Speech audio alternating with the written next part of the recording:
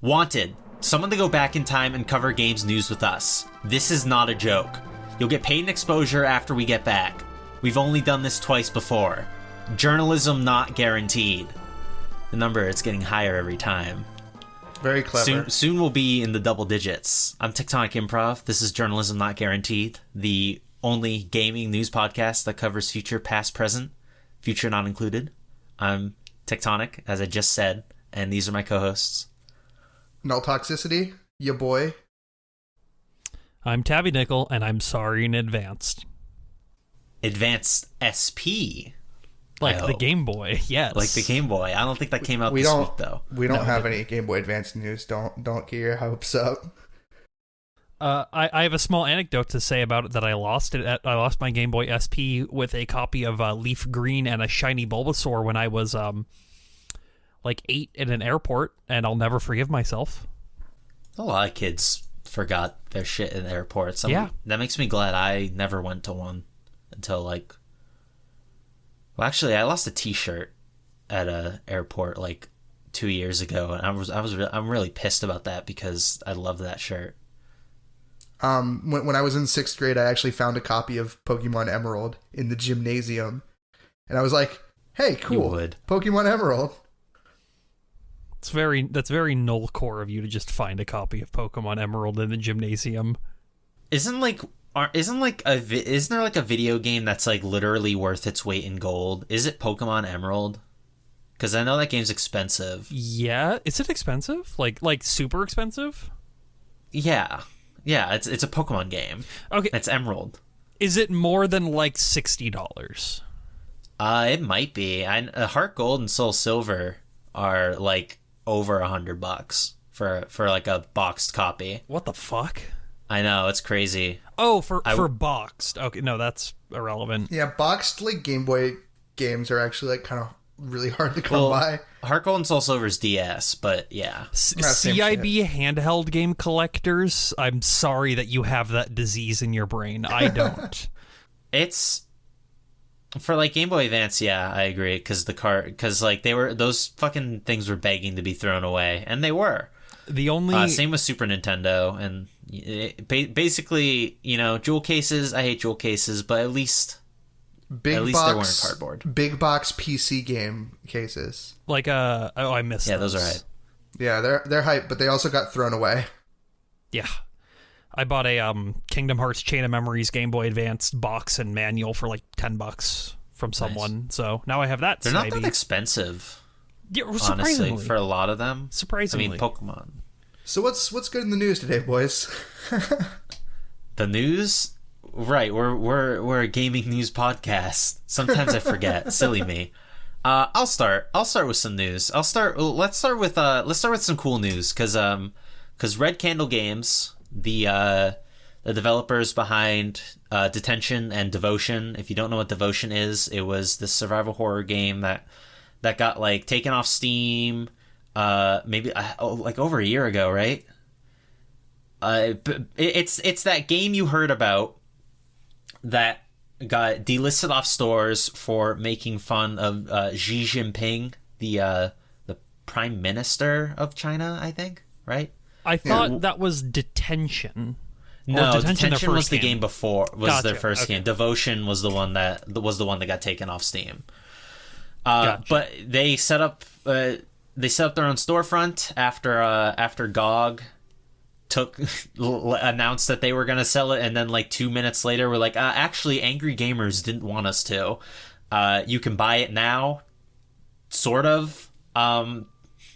This is cool news and all. I tried buying it, and my card thought it was fraud, so I haven't gotten around to buying it yet. And they actually posted a Twitter update just like earlier today, like talking about this issue, saying that they can't really do anything about it for now, but they're working towards it. It's good. So call your bank, I guess, if you have that problem. I didn't even have to call my bank. I just got because I tried buying it, it flagged it as fraud, and then I just said, no, I'm trying to purchase this, and it let me go through the next time, like 5 minutes after. I had that happen to me with Mojang back in the day, like when you were like back before, like when it was like first releasing like beta or whatever. and I was like trying to buy it with my uncle's like debit card, and they're like, no, this is totally fraud. I'm like, no, I just want to play Minecraft, please. Yeah, I think it's because it's from like a foreign hosting server or something, so that probably flags it first for whatever reason. Yeah, Same that with Mojang. also. Yeah, that also happened to me with Newegg, funny enough, and I called my bank about it. I'm like, hey, I'm just like trying to order like some computer parts, and they're like, no, that website is suspicious. We will not allow it. I'm like, what do I pay you guys for? What is happening? Yeah, I had that too when I bought my computer parts way back in the day. Actually, it was partly from Newegg, so maybe I had the same thing you did. Yeah, I just had to call them to have the purchase clear through. Funnily enough, when I bought the OLED, I didn't have to call my bank, even though that was a very expensive purchase. Well, it was an OLED. It wasn't computer parts. You can't make like a bomb with a computer. Or, I mean, with the TV. I don't even think it's like they don't them wearing... flag it for like terrorism. They flag it because they think that someone stole your card. Yeah, apparently a lot of people will just like steal credit cards and like buy computer parts with it. Yeah, because you make Newegg. crypto mining rigs. Well, the play with fleecing cards is what you're supposed to do. Is you're supposed to make a bunch of smaller purchases first to make sure that the bank doesn't like catch you, and then you make a big purchase. I would know that literally happened to me. But all right, whatever. Anyone else got any news they want to talk about? Even if I would recommend, if you can, right now, support this game while it's available. Yeah. Everyone should buy this game, me included, when I sort out the bank thing. I haven't played through either of them yet. I watched people playing Detention, and like I released like the first couple hours of it, and the game seems very, very, very good. Like probably one of the better horror games to have come out in the past 5 years. How many like Taiwanese game developers do we even have? Not a lot. It's cool that we're seeing a bunch of developers from countries that we haven't really seen much of up until now. Like I know that there was like this game that was at a Nintendo Direct a little while ago that was like made in India or something. It's like, you don't really hear about that often. It's cool. And there's PlayStation is doing that initiative with a bunch of like Chinese indie devs to get games on their platforms, and that Black Myth Wukong game too. Yeah, we don't see a lot of games out of China that aren't like Genshin Impact. Do you want to talk about Genshin? Wait, do you have Genshin Impact news? I don't have Genshin. That was last I don't week. think we have. That was last week. Although... Right. Okay. I thought that was a clever segue. No. But speaking of segues, what do you got right now, Tabby? So, well, speaking of segues and PlayStation, segues are always ruined by mentioning that they're segues. Yeah, that's the point. So Super Bomberman R Online is coming to like everything now. It's not just a Stadia exclusive, which is what everybody wanted because it's a Bomberman Battle Royale game, which conceptually seems like a lot of fun. Like, I like Tetris 99. This feels like the next step in that sort of game. So it's a Battle Royale. I thought it was just the Switch game with online, but I think the Switch game already had online. As far as I'm aware, it's a Battle Royale where it's like Tetris 99, kind of. In this case, you're playing like 4-player games or whatever. I think that's the size. And then when you're the last one standing, yeah, it's Bomberman. But when you What's win Battle your Royale about that? This has always been Bomberman. I'm getting to that. Do you get on the bomber bus? No. All right, boys, what board are we dropping? No, so when you win I'm assuming this is how it works. Like, when you win yours, you go then to the next 4 survivors, and you all fight each other. And then it's last one standing wins. It's neat. I'm going to try it, especially because it'll be on Steam, and I think it has crossplay. But the more important thing about all of this is I get to make fun of Stadia while talking about this. So, Stop. He's Never. already dead. Never. Imran Khan had an interview with the Stadia people when this first came out, which was like 6 or 8 months ago, I think. Maybe even a year. It could have been, I no idea. And this is the exact quote. A Stadia rep once looked me dead in the eye and said that this game is only possible on Stadia because of the way engineering worked, and it could not ever, on a fundamental level, come out elsewhere. Yeah, that's Which, pretty brutal. Then Rami Ismaili showed up in the replies to that. Isn't it Rami Ishmael? Is that how I'm bad with words? I think so, because Rami Ishmael, I know he's like a Stadia guy, right? Yeah, he's a pretentious game dev, a Stadian, if you will. So, he tried to pitch a game to Stadia that would have been something Stadia could only do. It's supposed to be this like large MMO type thing that would have worked on their servers. He didn't go into details. Oh, Two Worlds. Yeah, Two Worlds 2. And Google said Stadia couldn't do that. Fucking Stadia. Stadia. Man. I just thought that was me. Aren't they hosting like a Stadia Games Jam like competition right now where there's no prizes and nobody is being paid? I wouldn't be surprised since they fired all the development teams. They need people to do game jams to make exclusives for them, though. Yeah, I saw tweets like that. I just didn't put them in here but since you mentioned Stadia, I wanted to mention it and ask if you saw it. I know Microsoft's doing something like that, but let's talk about let's talk about how you can buy Jade's game in 4 years. Okay, so Jade Raymond. She was one of the figureheads for the Assassin's Creed series, and she was also heavily involved in Watch Dogs. What Tabby's referencing is there was this meme back in the day when Assassin's Creed came out. She was heavily involved in the marketing to buy Jade's game because this Assassin's Creed was her game. Well, she was stuck in the Stadia mines for a while, and before that, I believe where was she before? Was she in Ubisoft? She was in Ubisoft before that, and she wasn't, or at least I think, she wasn't stuck in the Stadia mines. She willingly went to the Stadia mines. She spelunked into the Stadia mines and then came got out with trapped nothing. And came out with a closed-down game studio. In any case, she's forming a new studio called Haven. It's going to be involved heavily with PlayStation. Obviously, this is like almost. If it wasn't Jade Raymond, I probably wouldn't have even like had this a blip on the radar because this is literally non-news. It's just another one of those. It's like, oh, game developers, are making a studio. We have literally nothing else to announce because we just fucking put on the concrete or whatever the turn of phrase is. Sam, are you Microsoft buying Bethesda? At least Bethesda are making games right now that we know about. Not to say that this sucks or anything. Like, this is fine. This is, it's cool that Jade Raymond is getting like another chance to do something. Yeah, for sure. It's different when it's like company like consuming another company because then there's like speculation to be had. But when it's just like, yeah, no, a bunch of like alumni from this studio are forming another studio, and it's like, cool. I'm happy for you. I saw a lot of like Twitter nerds in the comments of this like release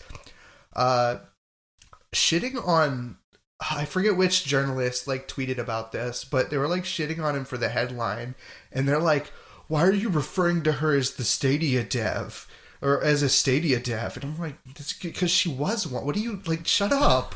What is your problem? I'll say like the game devs announced they're making a studio thing, like, generally is not news, but I was glad to hear it maybe a couple months ago or a month ago when talking about Akira Yamaoka doing is that all the Sony Japan people who left because their studio got closed down? No, Akira Yamaoka is the Silent Hill composer. Yeah, it's like I think last month or something. It's like, yeah, he's forming a new studio. Yeah, he's forming. Isn't working on Silent Hill. No, he's forming that with the Silent Hill guy and the other Sony Japan people. Oh, well, that's good.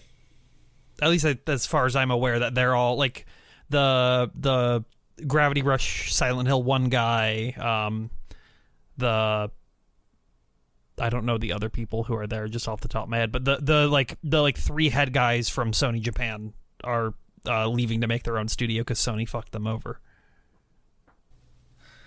Yeah, fucking Rip Japan Studio. Hardly knew ye. Speaking of Sony, this is like also non-news, but Sony is just like removing a bunch of like small functionalities from their like from their consoles recently. Last week we were talking about how like they're gonna like stop like supporting like movies and TV rentals and stuff like that.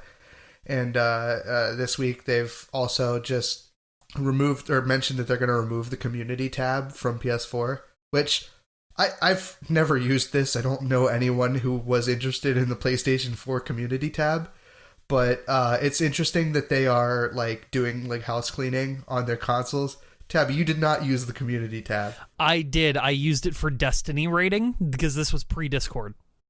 Sickening. Playing Destiny, can you imagine? Yeah, I played like 300 hours of the game. I went, wow, this sucks, and then I stopped playing it. I played a lot of Destiny and also made like a good amount of like Alaskan friends playing Destiny. Why Alaskan? I don't who they were just Alaskan. I don't know like why. Hell yeah. Well, I that's good. Honestly, the fucking DualShock, the PlayStation 4 home menu is bloated as fuck with stuff that isn't games, and it bugs me. Is the PS5 like quarantining the non-game stuff into its own category is nice too. Even the PS5 UI has its issues. I'm sure like, it does. Like, I have not literally, but essentially thrown my PS4 away because it is a worthless piece of plastic now. You have to remember that, like, basically from like Dayzot, and by that I mean PS2.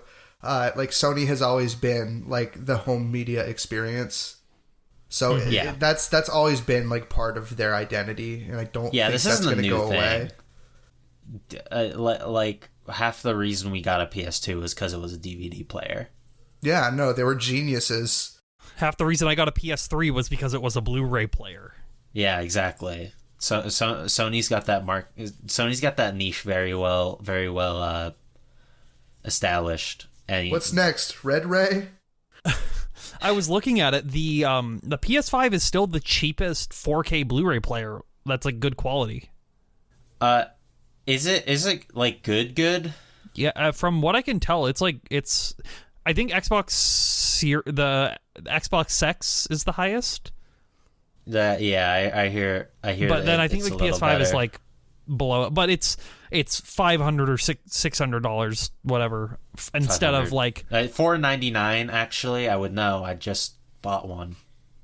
Instead of like another DVD player of that quality is like $2K, so it's cheaper.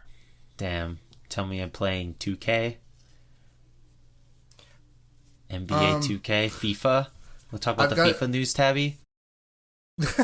What's the FIFA news? The FIFA news. I actually didn't look into this a whole lot. I just sort of like skimmed everything. It's like one of the only follow-ups we have. What do you mean you didn't look into this? Yeah, this is our first follow-up, Tabby. You're blowing it right now. Oh my god. Oh god. Oh fuck. Viewers, I'm so sorry. I'm so sorry for Tabby. We're kicking her off. We're gonna have a contest. Fuck it, we're bringing Jim on. Okay. Forget this. We're bringing Jim on? No, so it's literally what I thought when I skimmed it, so thank you for making me read it right now again.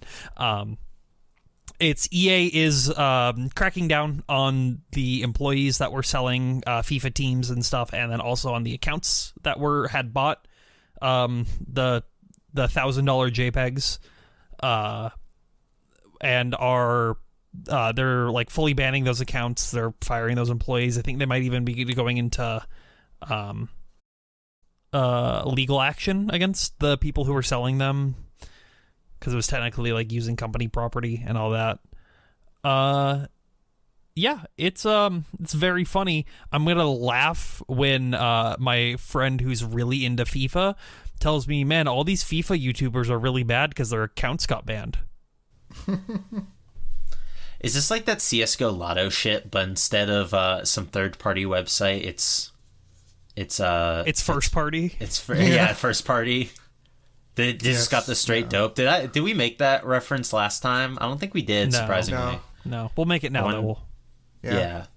So yeah, Shouts to CS:GO Lotto. 2K Gate is practically closed now, right? No, No. You still be mad about 2K. That game is. Oh no. Yeah, I mean, I'm just saying. I don't have enough energy to be mad at 2K.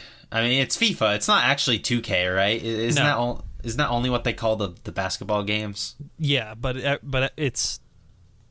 I just associate everything, even though it's not. But like most of the sports games are owned by Take-Two, and when I think Take-Two, I think 2K. It is just fun to call them all 2K. I'm not gonna lie. It is fun. Get owned, sports games nerds. Yeah. I've got another small thing that I want to talk about. Literally nobody cares about this, but Small things.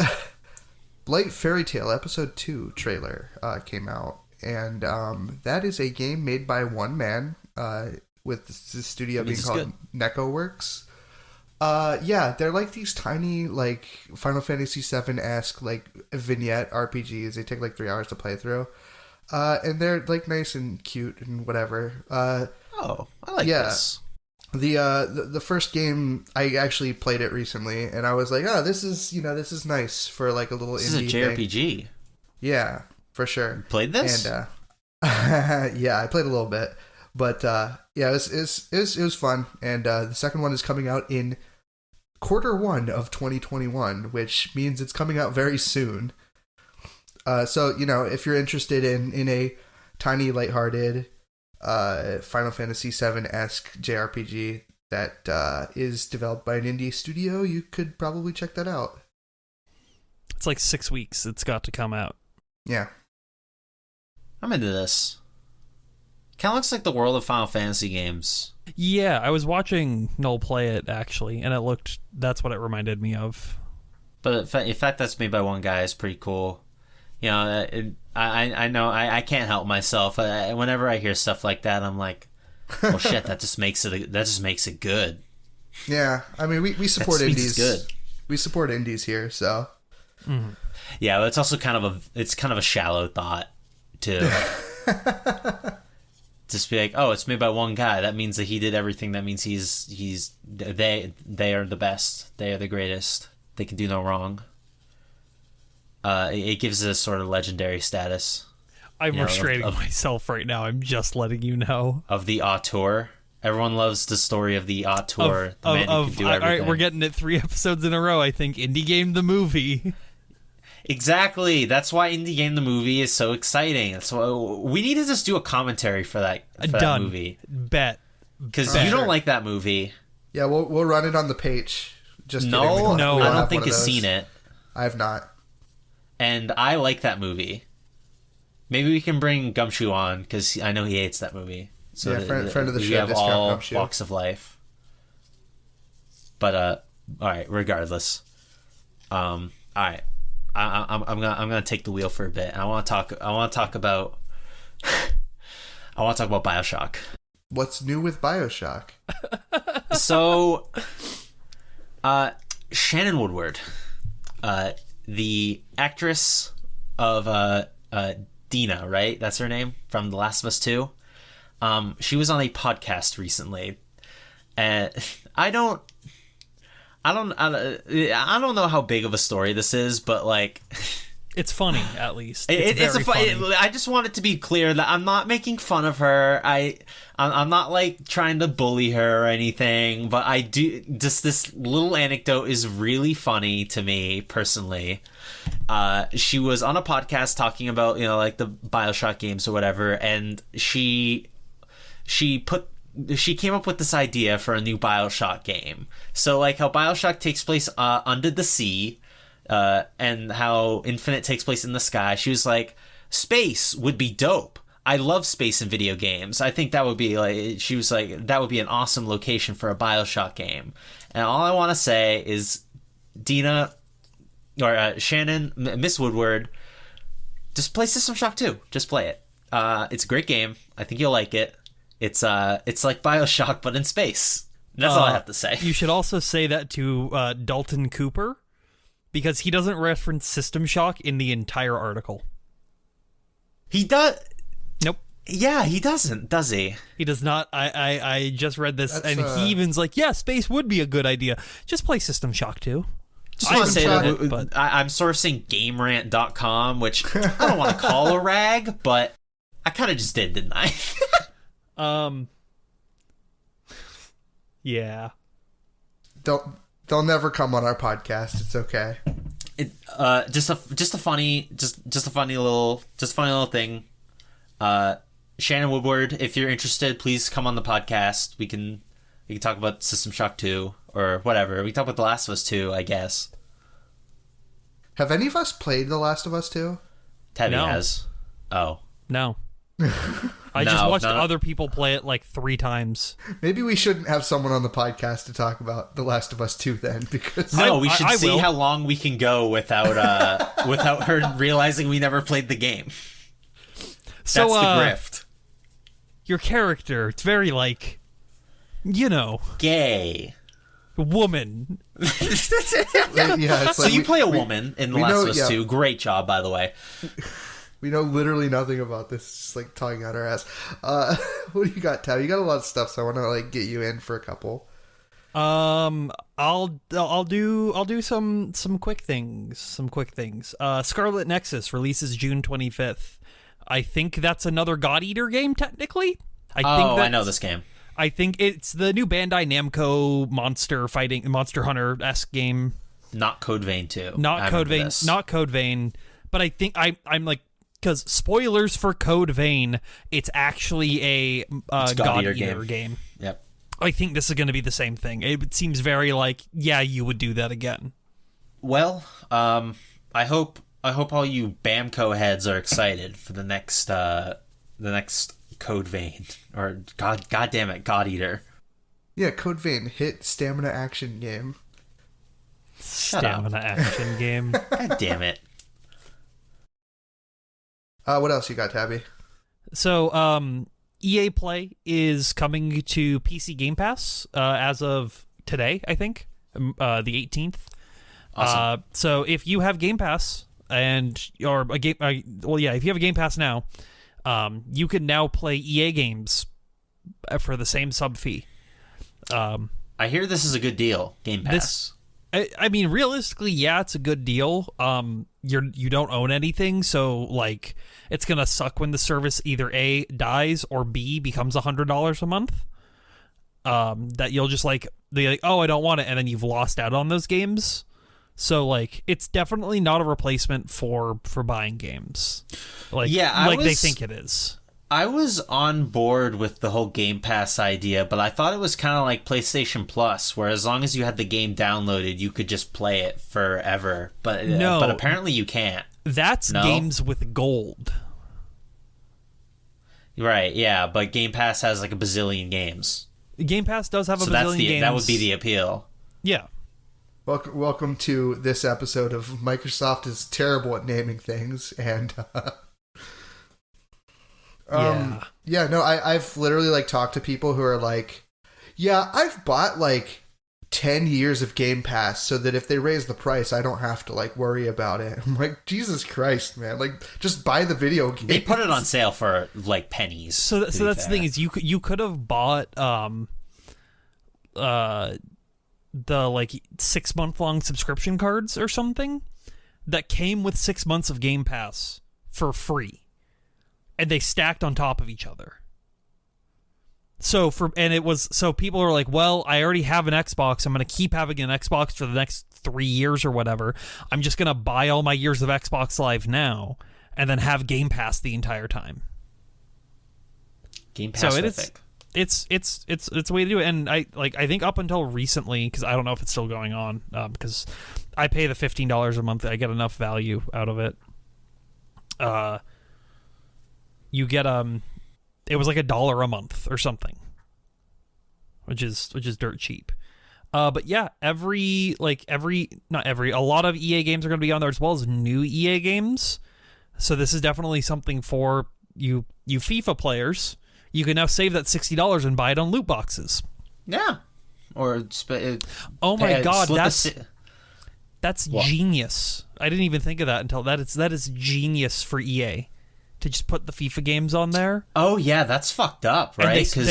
And they make more money from the loot box transactions than they do game sales. You do you imagine buying cosmetics for a game that you literally don't own. Well, it's not even cosmetics, right? Like with FIFA, or players rather. It's in-game players. They have stats. It's buying guns for Call of Duty. Don't kid yourself. This is pay to win. This is literally like the mobile pay to win model where it's like, yeah, game is free now, but also like if you want to win, here's $100. If you want the golden Beckham. A lot of big game execs have that. That's their ideology. That's how you make money. Release the thing for free, but then you get whales to buy it on microtransactions. Isn't the whole whales trend like kind of dying though? No, I remember hearing about this a while ago. Well, whales aren't responsible for a majority of they had a different term anymore. That they were using. What most people would call whales, they were calling like white whales or like something like that, where it was people who were spending. Like when I think of a whale, it's someone who's like, oh, I spent $3,000 on Genshin Impact. Undersea mammal that breathes air. But, Shut up. It's someone who spent like $3,000 on Genshin Impact when it's been out for 6 months. I mean, like with the like proliferation of these like games with like pay to win or like pay to play like models, like it doesn't surprise me that the like whale ecosystem is like spread more and more thin as like more, because they branch out, like when this like, thing was like starting this whole like, we have a free game but you can pay for like all these nice things, you can pay to like progress or whatever, like everybody was kind of crammed in the same little pond, and now it's kind of like spreading across like a bunch of different games. So I totally would not be surprised if more of the money made was from like average Joe like players who are just like dropping like $20 a paycheck or whatever onto a game. Well, I also feel like what the games have become over the past year or 2 years, like outside of sports games, which have had this for a lot longer, since like, because I feel like all the original stuff that were like that were mobile games or like web browser, like Facebook games. That was where you had those people where it was those freemium games. Yeah, but now it's every game. What? Now it's every game. Now it's every game. And I hate video games now. Thanks. Yeah. What else you got, Tabby? Final Fantasy VII remake. We were talking about it last week. The Nomura was interviewed about the FF7R, and then as well as First Soldier and Ever Crisis, the three things they announced last week. They are cowards because of Sonon Kusakabe, the new character, is not playable in the Tifa DLC, which is bullshit. He looks fun. You're stuck as playing Tifa the entire time, I'm pretty sure. Yuffie, but why? Hold on. My brain just does that. I'm going to be real. I don't know why it's literally been like that since I played Final Fantasy VII when I was like 9 years old. I've just had those characters' names swapped. They both have black hair. True. Why? I don't know. I think he goes into it saying that like, we're not doing any more DLC for this game. The next thing we're working on for FF7R is Disc 2. Disc 2. Fair enough. But like, so I guess he just like would be an assist character, or is he just AI controlled? He's AI controlled, but you use him for combo attacks. So like, if he has attacks, why can't you control him? That's a great question, and I literally think we just didn't have time, and we need to put this out because Sony paid us. Yes. Yeah, I mean, like realistically, I like the Tifa DLC. Like, I could give it or take it. Did I say Tifa? Yeah, I'm sorry. It's the brain spider. And I know you two really want a Tifa DLC, but it's Yuffie's turn, okay? I want Tifa to come out of the real 3D printer. Honestly, I would care way more about like them actually finishing Final Fantasy VII than I care about any like tiny little story DLC. Like, it's nice that they did it, but like I don't really expect much from the Yuffie DLC. Sure. They said it's like a couple hours, so I'm not expecting a lot. 4. I haven't played it. It's 4. No, I just said a number. Like the soccer team thing. I just said a number so you would stop thinking about it. Shut up. Is that all on the interview, or did he say anything else? That's all on FF7R. For First Soldier, Nomura. Oh, he also says that. Sorry, back to FF7R. He is not the director this time around. He is a producer role because he's got his hands in too many. His hands in too many fingers is what I was about to say. Fingers in too many pies. Many pies. There you go. That's interesting. Do we know who's going to be directing part 2? New guy. Kitase? It's is that his? I can't find it in this article. I remember reading it somewhere. He worked as a co-director on the last game on FF7R. Oh, okay. So this is his.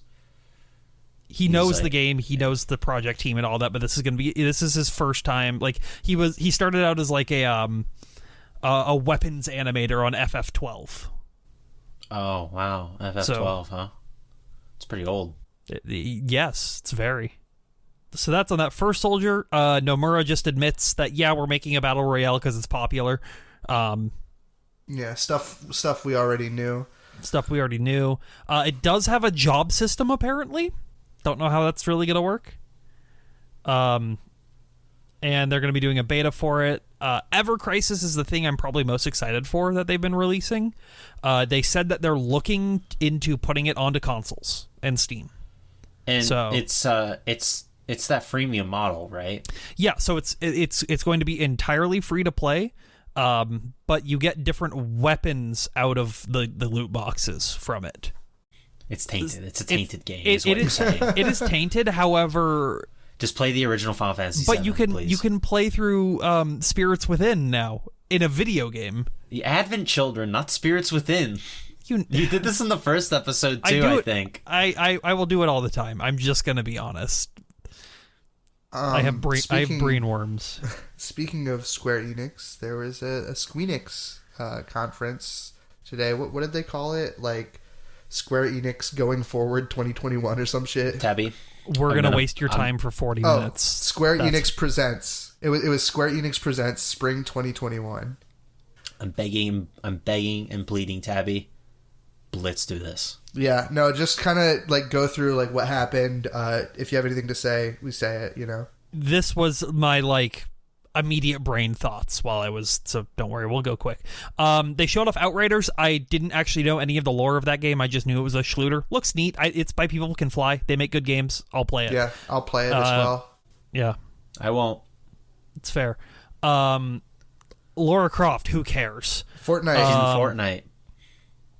She just wiped out Tomato Town. Also, they're releasing with Lara Croft. They're releasing the new Lara Croft trilogy like in like one place. I don't remember exactly how they're doing that, but they are doing that. The most mid-game trilogy of all time. Games that you get for free with your graphics card for $200. New Lara Croft, like spelled with like NU. But anyway, and they call it that. They say that multiple times in the presentation. It's very funny. Yeah, Nate just finished playing through all the Tomb Raider games, and he was just like, "Fuck, dude!" And he just immediately went to go play Uncharted. If that tells you anything about what he thought of those games, sounds about right. So they're making a bunch of mobile games. Doesn't really matter. The only one that I want to like briefly touch on is there's a Hitman mobile game that's being made. I thought IO Interactive owned the Hitman license. Because they're self-publishing 3. I think it's... I actually don't know. I thought so too. I thought IO owned it. I thought they bought it back. But then Square Enix is still making... Like, Square Enix, it's not IO is making it. It's Square Enix with Team Hitman Sniper is making the Hitman Sniper mobile game. Maybe there's like some weird rights kerfuffle with the mobile versions or something, or maybe iOS letting them use this, or it's like a grandfathered in project. It's something like that. I was just a little confused on it. All the other mobile games don't matter. Toho Spell Bubble is getting DLC. I'm so fucking excited. That game is great. That is a fantastic video game. I didn't know that was a Square Enix game. I didn't either. I think it's like they published it, probably. Because I think Taito made it. Maybe, I don't know. I didn't know it was Square Enix. That game's great. You should play that game. It's Spell Bubble, and well, it's Bubble Bobble and a rhythm game. Isn't it Bubble Bobble? No. What is that? What is the game that actually is? I don't know. It's good. Play it. Fuck you. Marvel Avengers. Nobody cares. Why'd they add 2 Hawkeyes to the game? Yeah, no, Hawkeye DLC, they didn't they like just literally fuck their player base recently? Like, and they just fucked it again in this. So they made it more of a grind, and they just announced in this trailer with the Hawkeye DLC, they're increasing the level cap. So the grind's going to be even more now. Wakanda Forever DLC, though. Yeah, Black Panther, couldn't care less. Why is that, Tabby? Because it's Marvel's Avengers shit. True. Yeah, what else we got? Balan Wonderland. I don't care. Is it Wonderland or Wonderworld? Did I say it incorrectly? Wonderworld. Okay, Balan Wonderland is getting a big day 1 patch apparently. Okay, tell me, like, are people excited for this game? Like, what is... People were, and then the demo came out, and everybody's like, this is terrible. Because I looked at it, because this was kind of my first, like, exposure to Balan Wonderland, and I'm like, Wonderworld, and I was like, what the... like, do people want this? Well, people thought it was going to be Knights. Yeah, people thought because it's the Knights guy who's making it. The Knights guy? Fucking Yuji Naka? I'm bad with names, Tech. I barely remember yours. Sonic. He made Sonic. Yes. And Billy Hatcher. Oh, well, I have to remember Billy Hatcher. And the giant egg. Yeah, actually, I hear it's actually a little more like Billy Hatcher than anything. And Billy Hatcher, mid. That was a game. It's mid. And then there's some big news coming up with the Square Enix conference. Wait, was the Anime Fan on Prom Night guy doing this presentation? He was doing the Balan Wonderland trailer. Wonderworld. Balan Wonderworld Land. Willy's Wonderland. Disney World. I saw a comment on this conference, and somebody was like, "Hey, does this conference remind anyone of Persona?"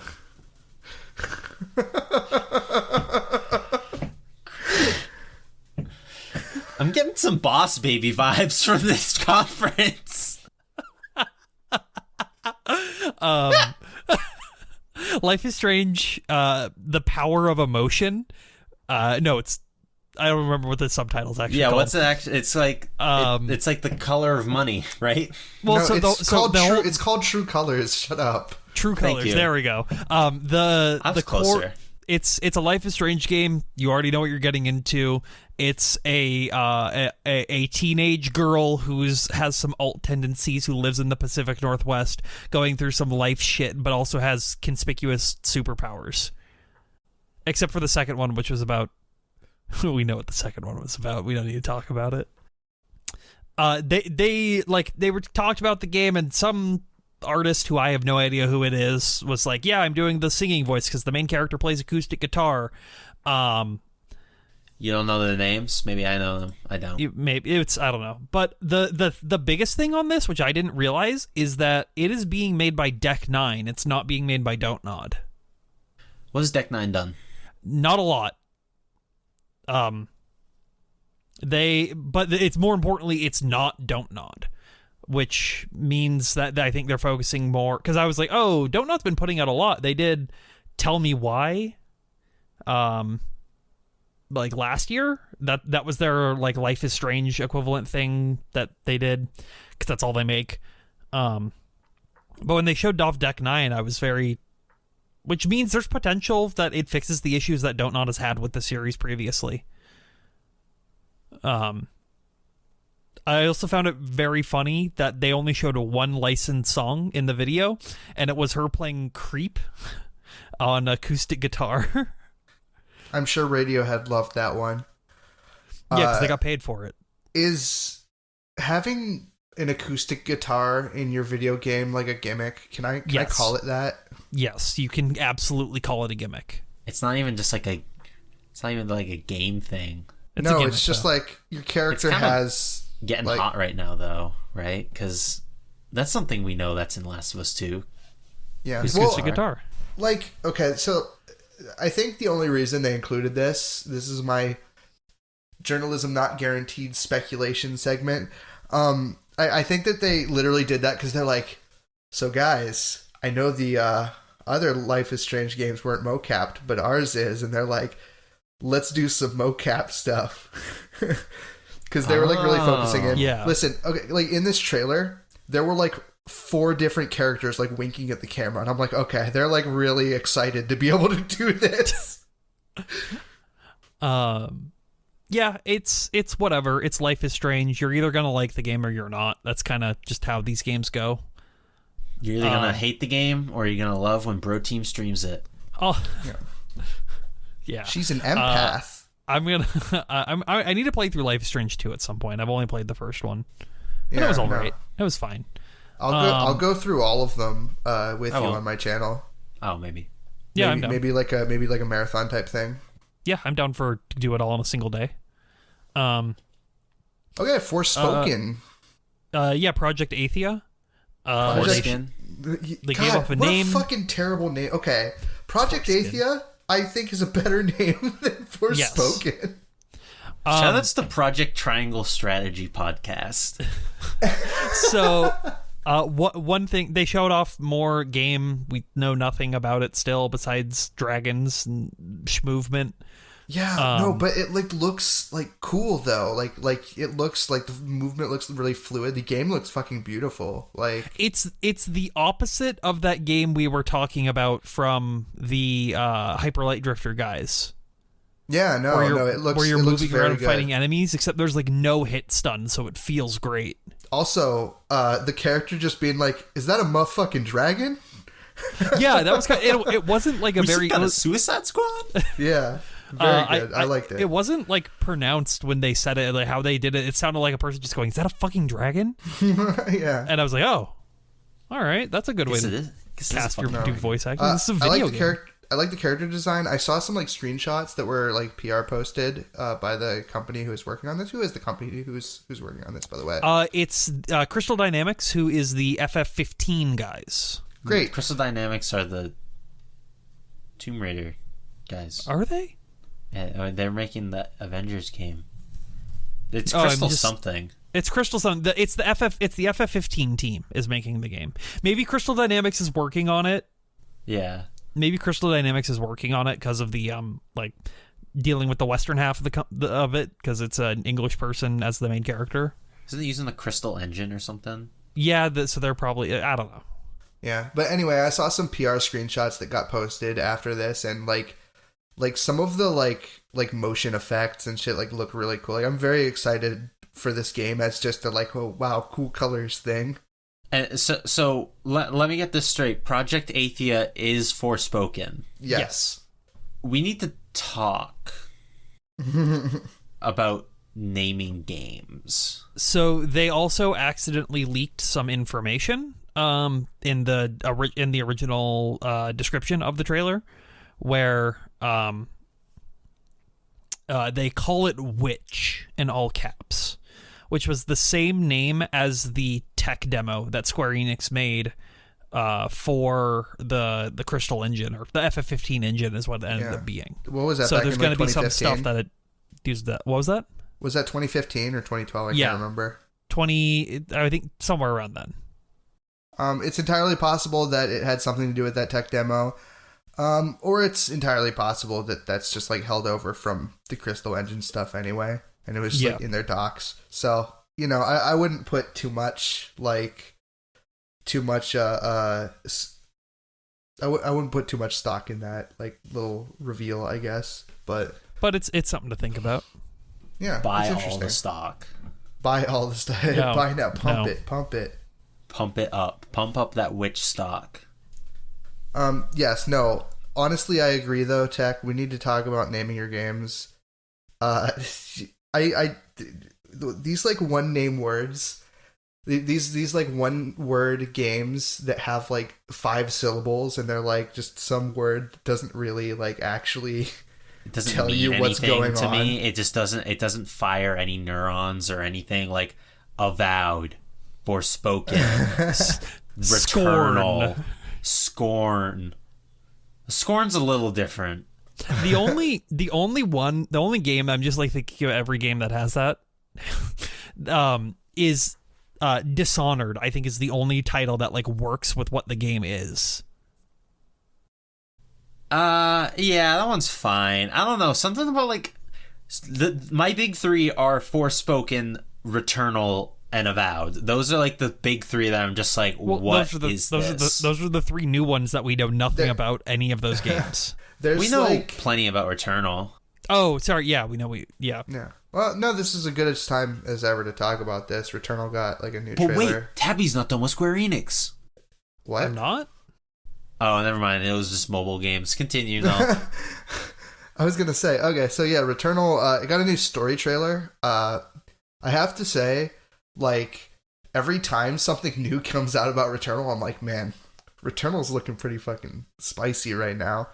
There was a lot of like gameplay type stuff shown where they're like dodging around and trying to like dodge like shmuppy attacks, kind of like a la Nier Automata type, but like it's just very fluid. It looks interesting. Kind of like Boss Baby. Kind of like Boss Baby. I hate that Nier Automata is people's only example for shmups in current year. I'm gonna it's shmuppy scream. in like Well, a 3D game. It's shmuppy in a 3D space. Like what else is like that I could use? Fury. Fury's kind of like that. Fury's like top down though, isn't it? No, well, it's top down and it's like a third person. Yeah, but this game is like fully 3D, and so is Nier Automata. Okay, wait, that's not true. Actually, they're like 2D segments in Nier. Housemarque, the people making Returnal are Housemarque, and they're the devs behind. I actually don't know a lot about Resogun, but I know a bit about Nex Machina. Nex Machina is a shmup, not to say that developers can only make one kind of game, but I'm not too surprised that there's shmup elements in Returnal. Well, it's not. I don't even think it's like shmup elements. I think it like it seems pretty Just core to the straight gameplay. up is. Yeah. Oh, that's cool. You know, it's like a game. It's like I think when we first saw the reveal trailer for this game back at the PS5 showcase, we were worried. I was worried that it was just kind of like not like it's just another one of those like Sony first party IPs that's just realistic looking people doing The Order. I was worried it was going to be another Order. It's another third person action survival game. Yeah, where you play as a character, and they have a bow, and they shoot stuff with their bow, and they can stop time. No, that's what Marvel Avengers is for. Actually, yeah. Actually, literally, that's what Outriders is, except it's like a co-op shmup. Yes. Wait, Outriders? We need the band bows. Is Outriders The Order? No, The Order is in the video game. Outriders has legitimate potential to feel good. I didn't play the beta because I didn't know about it until it was over, which sucked. But as long as like, if it feels like early Gears of War, I will probably play that because early Gears of War is very good. Thanks, Cliffy B. Yeah. Very cool. I just like I think there's like a line you have to toe with Schluters, which is what this is. It's a co-op Schluter. It's not Gears of War, but it's a roguelike. Yeah, but the gameplay could still be Gears of War. That's what I'm saying. No, I mean, yeah, it's got good people behind it. It's just like you can have good gameplay, but like fuck up the balancing and make a game really bad. Like The Division. What was the game where you fly? And like Anthem. Yeah, like Anthem. Anthem is a clusterfuck of a lot of things that other people have already articulated better than we can. We shan't speak ill of the dead. Oh yeah, it is just dead. Oh no. I will speak ill of the dead. You heard it here first. But yeah, no, Returnal. It looks cool. I would like to have 4 people who play Schluters in my friend group, but currently I only have Tabby, so there's that. I'm not gonna fall into this hole.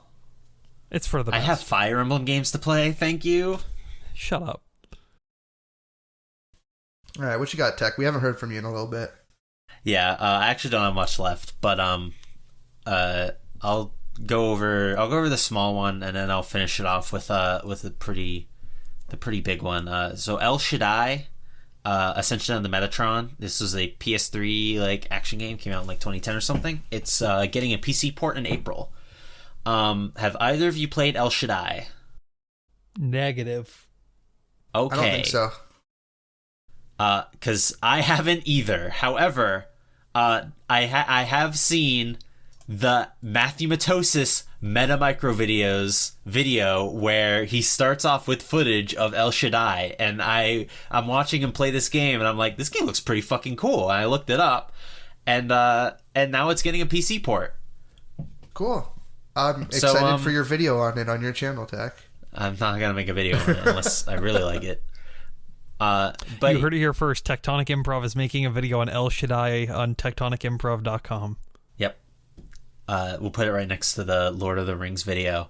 I just think this is cool because more games that are more games by Japanese developers getting on PC it's always a good thing in my eyes.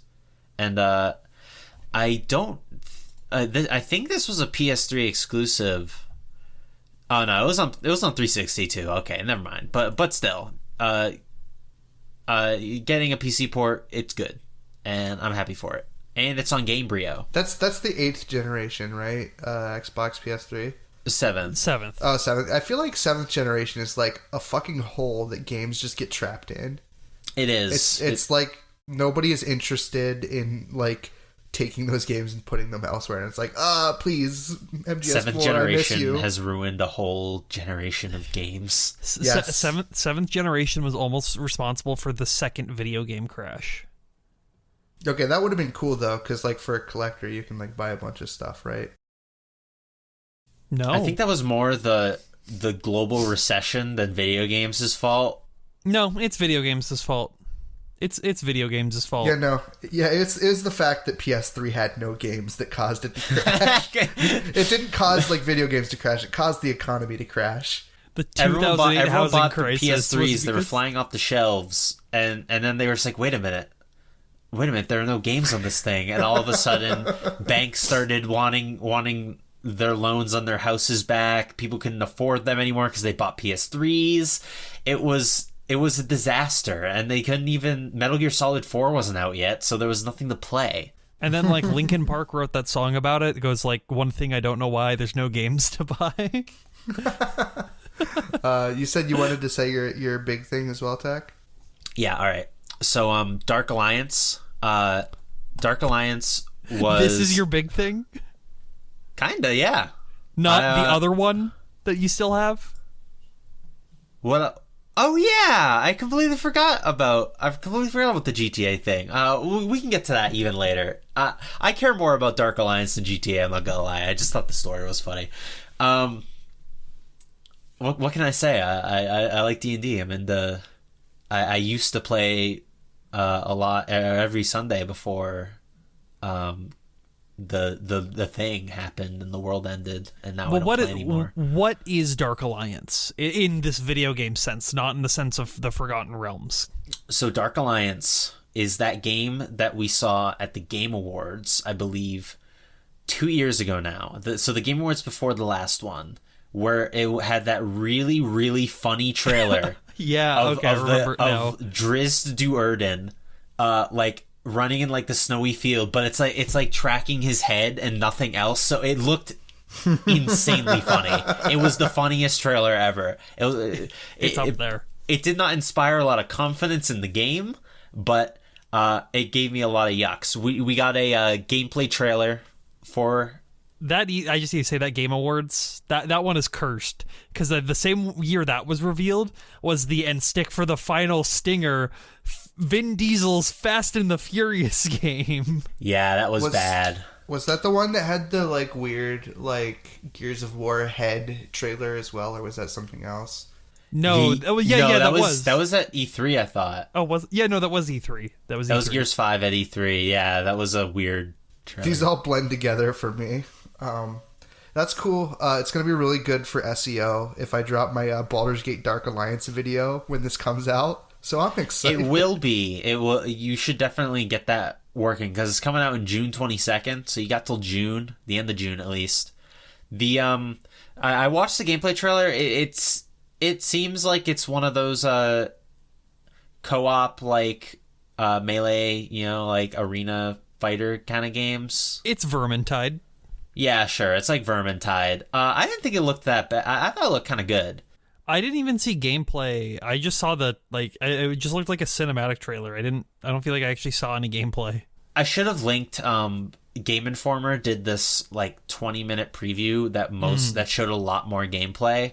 It looks pretty jank, all things considered, but just having more games in general using like the D&D IP is exciting because we had Baldur's Gate 3. Yes, it is, Tabby, you fucking snob. It's cool, all right? Beholders are cool.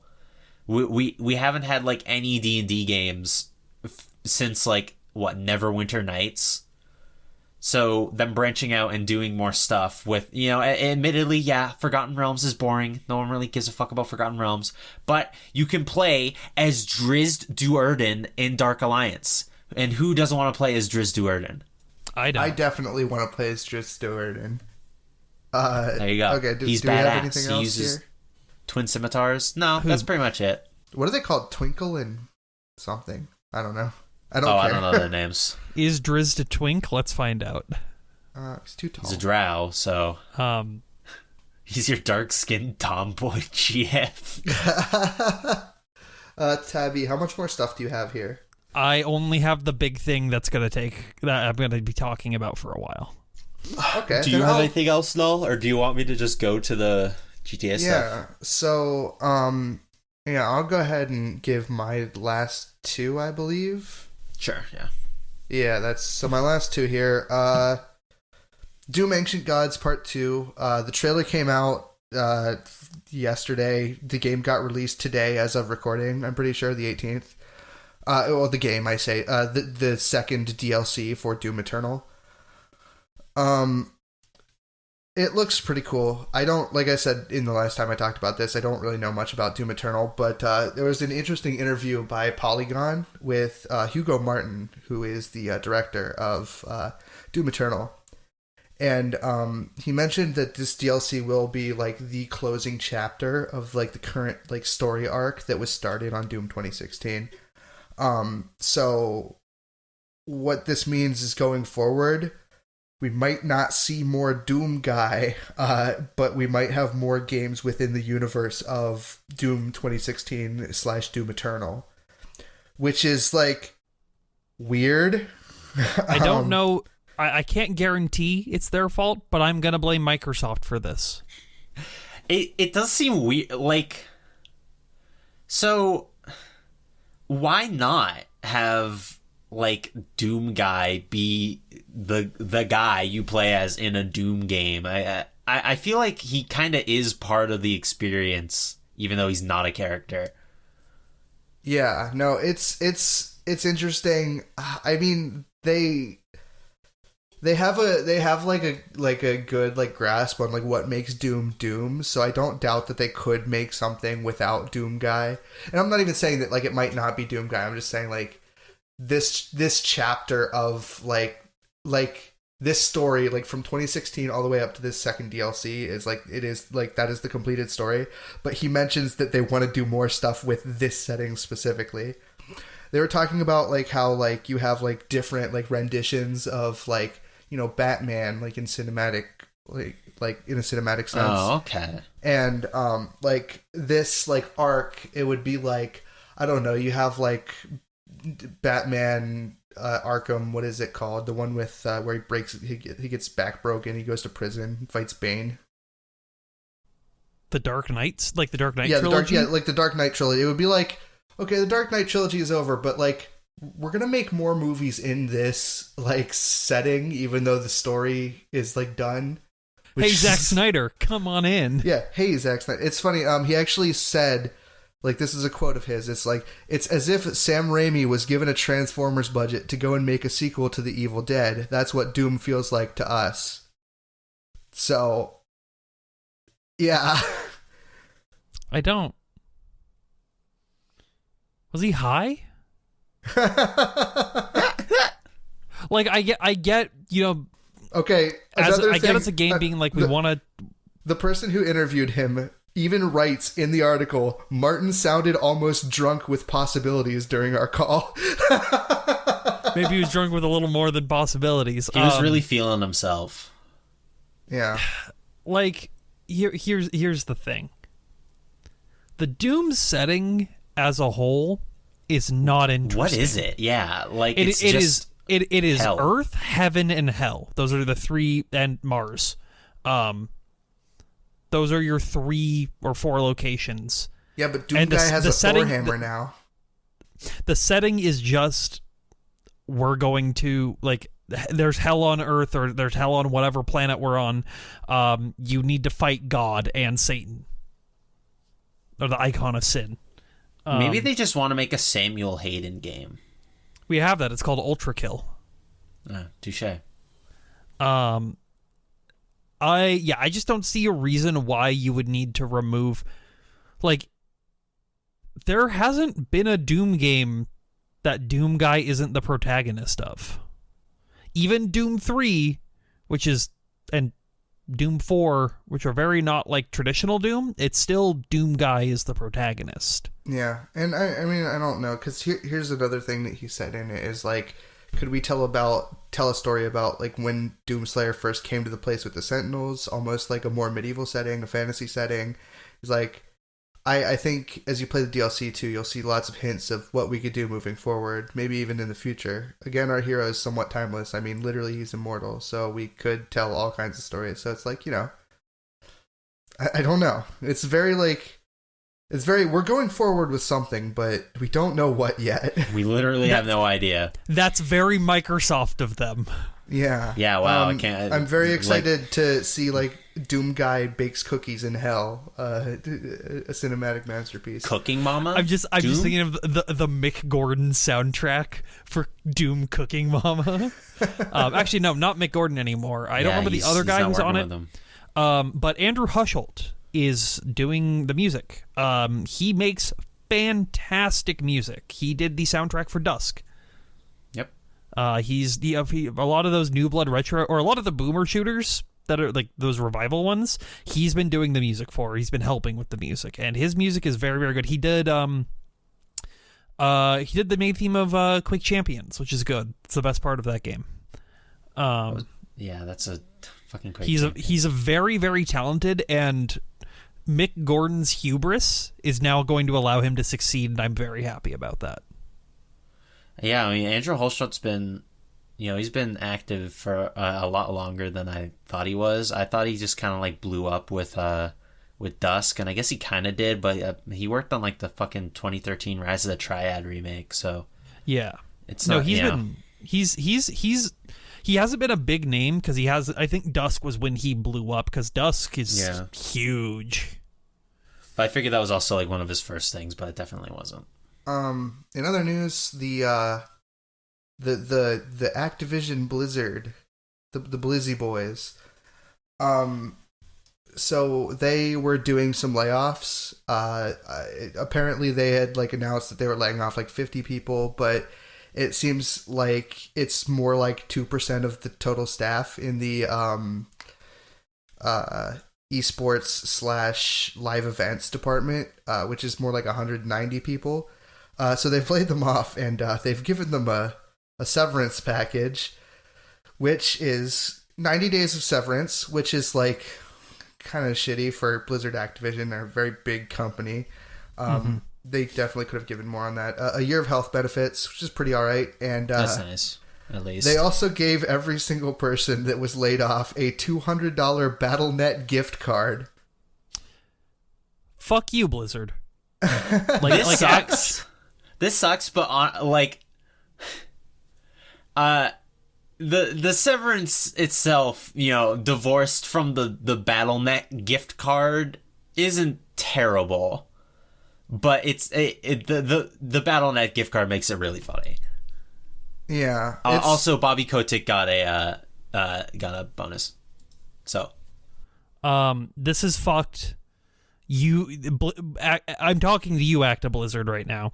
You literally killed your own chances of having your esports scene grow, which is where all this was from, because you decided to be greedy fucks. You took money from YouTube to have your games be exclusively streamed to there, even though it's very obvious to tell that you have less viewers, you have substantially less viewers streaming on YouTube compared to streaming on Twitch. The fact that you restricted people to be streaming on restricted tournaments had to be run through you and also stream on YouTube.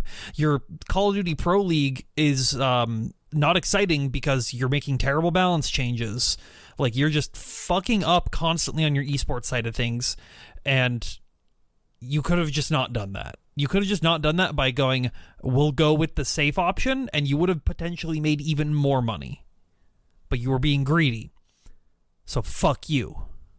Anyway, the journalism greed.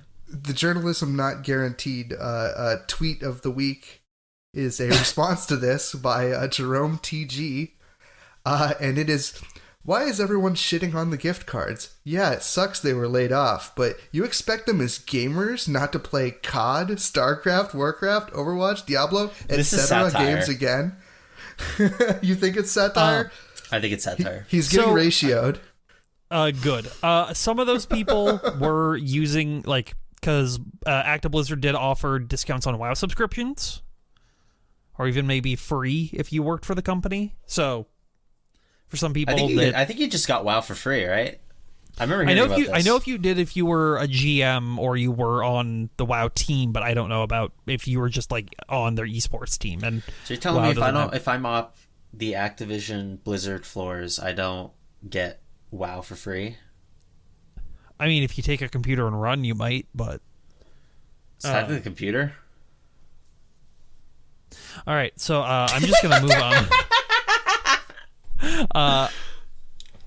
Do you want me to move on to the big thing? Yeah, sure. All right. So the big news. Should close off. I think we should close. Sorry, I think we should close off with your news. Is there anything else that we want to talk about? Tech I thought we has covered one it. more thing. Oh yeah, Yeah. So GTA Online, the game that has kept Rockstar from making any new Grand Theft Auto games for all eternity, has been plagued with loading problems ever since it came out. Tabby, you've played GTA Online. How long were load times? It's really bad.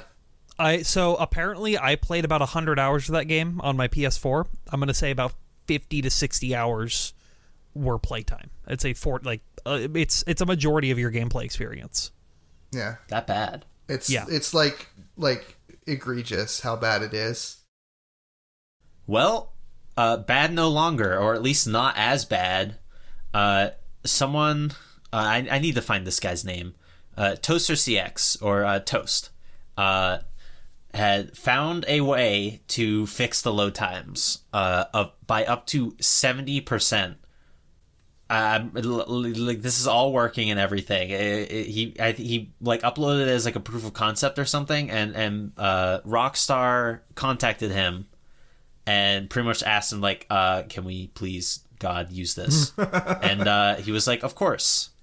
And now GTA Online hopefully doesn't take years off your life when you play it.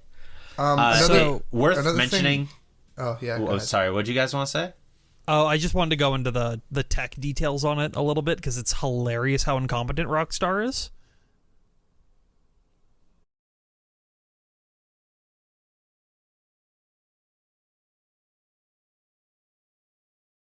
Yeah. Yeah, 10K. Yeah, pretty dope.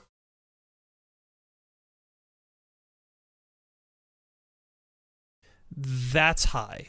Normally, bug bounties are $500, $1,000 for severe bugs. Yeah, I think they should have hired this man. They might. Who says they won't? Yeah, maybe. I don't know. Well, they won't, because the fix is super easy, and I have no idea how they fucked up this bad. You're essentially The patch is live, by the way. it is live. Yeah, For the record. how the load times worked, or how loading onto online worked, was it had to check everything in the store. So just like make sure if there's any updates, like, or hot fixes that happened. They had basically a list of things to check that were available online. And so it was running if-then statements, essentially. Oh, so it's like Yandere Dev. It was like Yandere. That's why it was taking so long, because originally when you played it, it was like fine. Like loading was, it was the early PS4 loading times that wasn't great. But it caused a bunch of issues, because when you get the store as bloated as it did then, that became an issue. And this guy essentially just solved that issue by writing what the actual code should have been from the beginning. Well, yeah. I hope he enjoys his hope he enjoys his 10 bans. And I hope that people who are unfortunately addicted to GTA Online can spend more time playing the game. How many PlayStation 5s can you buy for $10,000? 50? No. I'm not a mathematician. 250, right? It was his 500. So two of them, 25. Well, 250. Holy shit. I'm not a math major either. I dropped out of pre-calc in high school, so like. Hey, gang, I dropped out of high school. Hey, gang, let's go. Puggers. All right. Is that all right, everything? Tabby? So go ahead and finish tell us this about off your with the big favorite companies. With the big news. All right, so first part of the big news, because I forgot to mention this earlier. Terry Bogard was revealed for KOF 15, surprising no one. There's actual gameplay that they show at the end of it, which shows off a couple things that I didn't really know. I don't think people knew. Just new gameplay stuff. It looks like KOF. If you like KOF, you're probably going to like this. I'm surprised they didn't show off Terry Bogard first. He's not the... so Shuen is the person they showed off first. He's the main character of this storyline. Okay. And Terry's part of Team Fatal Fury. He is probably one of the most popular characters in KOF, but yeah, because King of Fighters is technically because he's the Fatal Fury guy. He's not the King of Fighters guy. Okay. So the big news: Sony and a investment firm, or Sony bought some investment firm, essentially known as RTS, who within the same frame bought the Evolution Championship Series, or EVO, from the Cannons. So, and this just happened today. This happened today, like at hours 3 ago. p.m. This is hot off the press. It's juicy news. They also announced with that EVO Online is happening this year. I didn't know about this. Yes, so they are going to be doing open bracket tournaments for a bunch of games that don't have good netcode and Guilty Gear Strive. No! It's going to be hilarious. They're keeping it in region, so it's like if you're within the U.S., you'll only be playing people in the U.S. However, for certain games that they have on there, playing from state to state is impossible. So, but that's the minor bits of it. EVO being purchased by Sony has a lot of people worried about the future of fighting games. I originally thought this happened was because the Cannons are employed by Riot to be developing Project L. So who knows how that affects the relationship. That is with such other a bad tournaments. name. Project L? Yes, it's very funny. Jesus Christ. I didn't know that was...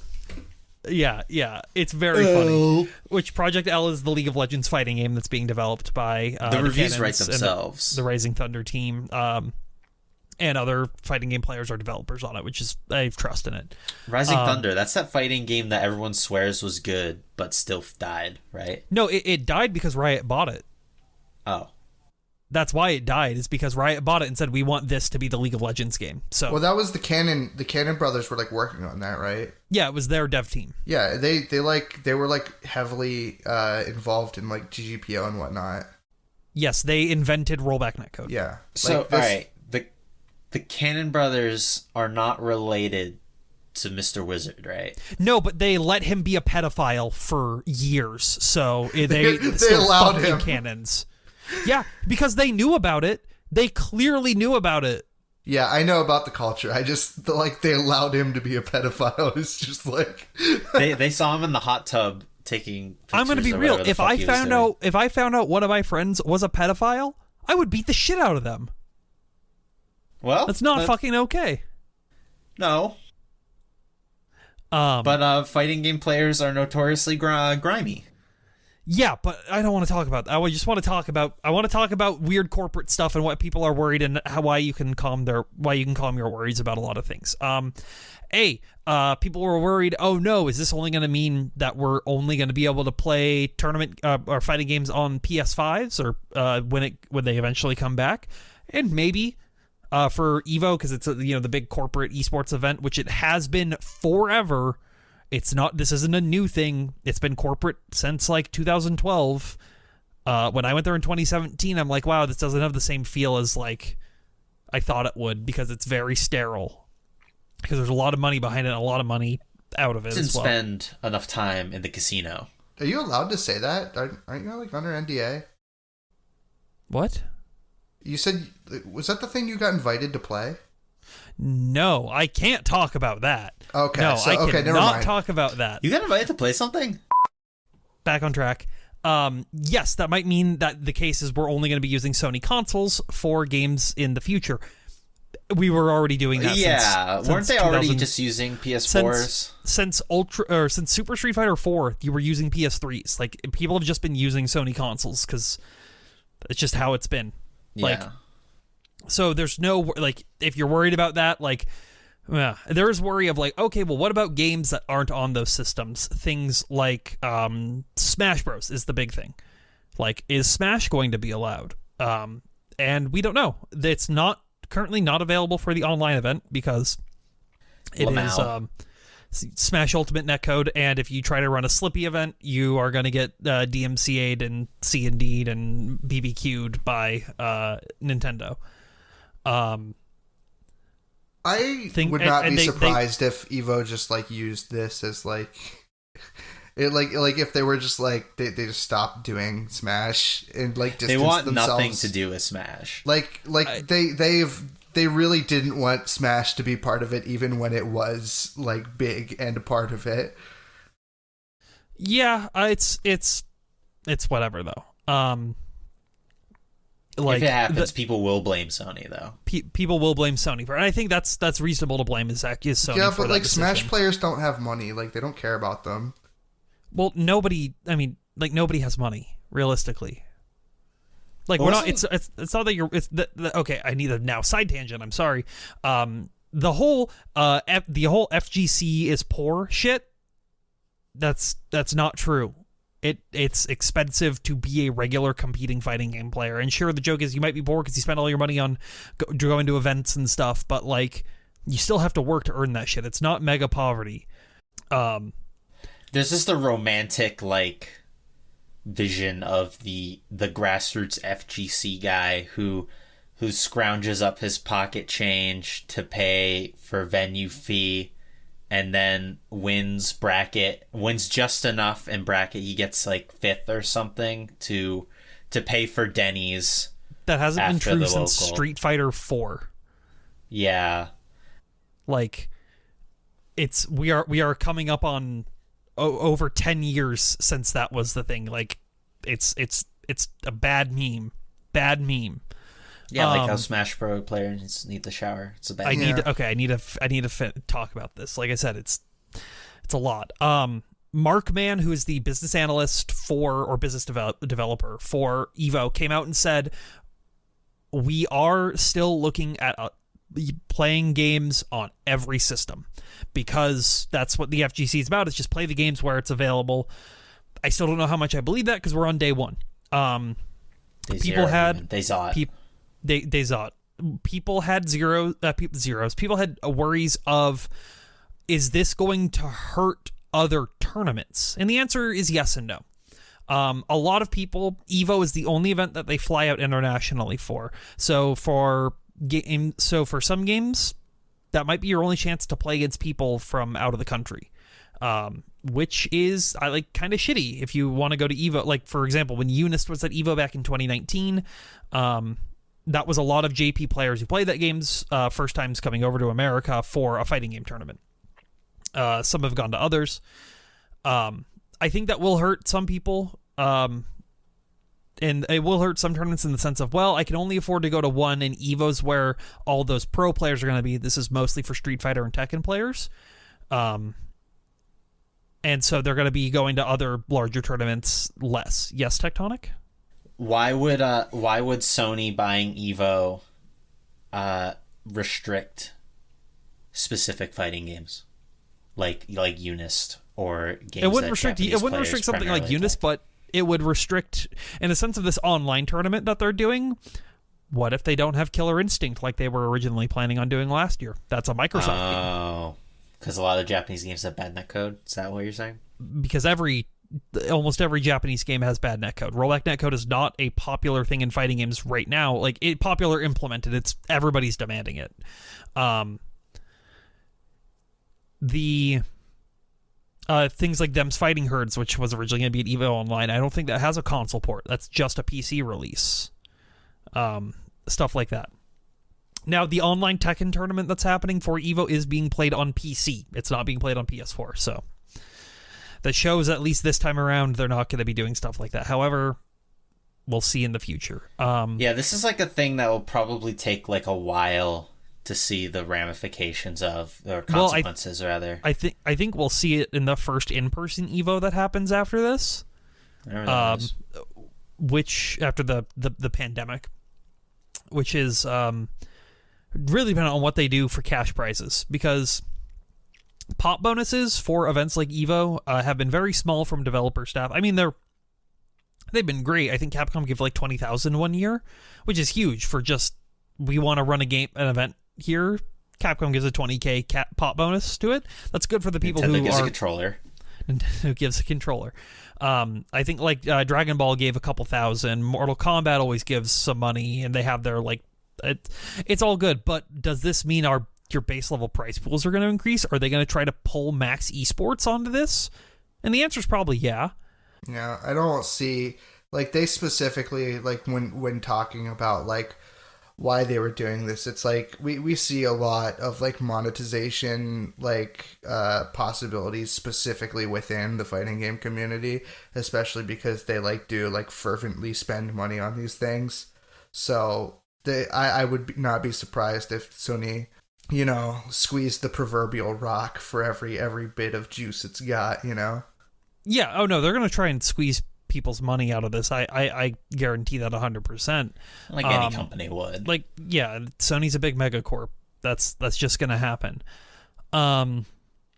There's a lot more that I could say on this about a lot of minor things, and I was having arguments with people about it earlier. I see this as a negative, personally. I wasn't planning on going back to EVO after what had happened with Mr. Wiz. And also, it's just kind of a shitty tournament, and I'd rather spend that $600 that I'd have to spend to go to that to go to CEO or Combo Breaker or East Coast Throwdown or Frosty Faustings. Or Smash Camp. No. Smash Camp. Actually, Smash Camp has a good vibe to it, but I wouldn't go. Smash and Splash is like the gone vibes now, isn't it? Are sick. Smash and Splash is dead, yeah. Ah, fucking rip, dude. Okay, does this mean that there's a non-zero chance that that Hideo Kojima takes the place of Mr. Wizard? No, Kojima doesn't technically work for Sony. Yeah, he does not work for Sony. They just published Death Stranding. I'm saying non-zero. I'm not saying like it would happen. I'm just saying there is a non-zero chance that Mr. Kojima Mr. Kojima is his new becomes name. the face of EVO. He's like, we will be playing that Konami fighting game that had Solid Snake in it for the PS2. So one thing I think is a couple things that I think are going to happen are people are going to see whenever they start doing big esports cash prizes onto this stuff, there's going to be the esports leeches that are going to try and shuffle their way into the community or into the games to try to Define just leeches. capitalize on that. I'm Just talking like- about people like Richard Lewis, Monte Cristo. Yeah, if this is like Oh, like esport, Triforce. if this is like esport bad, grassroots good, then like we're definitely leaning more towards esport. If that's like the dichotomy we're talking about. Like, there's no way that this doesn't get more corporate. There's no way that this doesn't get like less fun or more fun. Wait. As a I'm wise saying man once Evo said, will best probably case become scenario, less nothing fun. changes. Yes, Yeah. best case scenario, nothing changes, and even then, that's not going to be great. I think Evo's a necessary event for the scene because it always has the highest tournament numbers, and it always introduces people. Like, I know people who are like, yeah, I watched this specific Evo finals because it was recommended to me on Twitch, and then I started playing fighting games. And it's like, great, cool. Evil moment 37. Yeah, I think it's going to be a net negative as a whole. We don't know really what's going to happen until it happens. And I think we just kind of have to stick with it at that point. You don't really know what you got till it's gone. Yes, you got to know when to hold them Put up a parking and know lot. when to fold them. Yeah. Do we have anything else in regards to like Evo Shmevo specifically? I'm trying to think if there's just anything else. Garo Mark of the Wolves coming to Evo, you think? God, I wish. That game's great. I don't play it enough. I just want to play that game with good netcode. It has rollback officially Yeah, and through that's- Fight. I Oh paid wait, that one. it's on Fightcade too, huh? It was on Fightcade 1. It's also on Fightcade 2, and its official release has rollback netcode. Oh yeah, that's dope. Yeah, no. Ding ding ding ding ding. It's that time of the night again, where we go back to the past to talk about Hey, games. the shitty games that suck ass. Can't believe it took that long. I've been like holding my tongue. It's been so hard. In fact, I didn't even say it. It was you. But Yeah. Do you want to start and all since you're so antsy to talk about your news from the past? so yeah, no, God of War 3, it released in March 16th, 2010. Back in the good old days, back when video games were good, right? No, actually, I think that's when games were really, really bad. But Yeah, so surprisingly, I don't know. It's a good game, right? Do we like God of War 3? have any of us Never even played played it. God of War? I played God of War 1 and 2. I never played the third one. You're the God of War expert here. I feel like by the time God of War 3 came out, it was feeling very like, okay, Yeah, you know, very, because like very the original I've God of seen War this- was a big deal. Well, the thing is like David Jaffe wasn't like super involved with God of War 3 at all. Like they like they consulted with him a few times, and they're like, he's like, yeah, sure, go for it. I'm giving the That's thumbs up into the camera, It's but like, that's pretty much it. That's great, dude. Yeah. So I could definitely see it becoming like very like humdrum and like, okay, well I've seen this funny thing before. Now, did God of War Ascension come out before or after this? Before. It released before 3. No, God of War Ascension came out in 2013. This came out in 2010. Oh, okay. Well, was Ascension a Vita game or was it PS4? It was PSP. PSP? No, it was PS3. No, what's the PSP God of War game? Blades of Steel. Oh my god, what the fuck was it called? It was like something like that. Chains of Olympus. That's what I'm thinking of. Blades, chains, same difference. Yeah, Chains of that game Olympus. is that's a game, I think. There's a long play of it, and it's 5 hours long, so that tells you all you need to know. Shoutouts to the PSP that released last week. Oh, and there was Ghost of Sparta as well. Right. Yeah, wow, There's they made a two ton of PSP these. God of War was big. Man, this is like a side tangent. That Dante's like Inferno. this is like We'll a talk side about that tangent that sometime. I forgot to like. I didn't get to mention last week, but I saw it this week. It's last week's news in the past, technically, but Still there in was the like past. there was like an earthquake, like last Oh, yeah. Thursday in the past that like really fucked like a lot of video game stuff, and the PSP like it wasn't able to be shipped a lot of places because of it. Yeah, that was the Was that the earthquake Fukushima? that set off the nuclear reactor in Fukushima. Oh my god, I can't believe we didn't talk about that. We did. We totally did. I No, feel we like didn't. I feel like we talked about I that. listened to the podcast to add the times. Fuck, I totally thought we talked about that. That Fukushima killed IREM. Did you guys know that? Yes. That's like insane to me. They made like Steambot Chronicles and a bunch of other shit. I think they were working on a sequel at some point, but then like they literally just like couldn't work. So anymore. another thing that is very terrifying as well is that Japan actually had another earthquake last week. I didn't bring it up because it was a minor earthquake. Not many people died, as from what I know. I think only a handful, and that was mostly very old people. I don't want to sound insensitive, by the way, by saying that like, oh, the worst Fukushima was terrible. We lost a video game company. I don't want to. Yeah. There was there was an earthquake. There was an earthquake roughly a year, or not a year. Sorry, 10 years between the original Fukushima earthquake that caused the reactor meltdown. It's a Tohoku earthquake and tsunami, is what it's called. Okay, thank you. Yeah, but there was another earthquake that just happened. That was the first earthquake to hit Fukushima again since that earthquake, and it happened within like 10 years of it. So it's very worrying, especially as someone who lives on the Ring of Fire. What was it? So, but yeah, this affected it, like a bunch of stuff, like a bunch of games basically were just like, had to stop production. Nintendo DS screens were just like, we can't print any more screens, guys, I'm sorry. But yeah, there was a lot of, it was 3DS screens, I believe. It would have been, if the 2010s when that happened, right? Or 2011? It was 2011, I believe. Yeah, okay, so that adds up, 3DS then.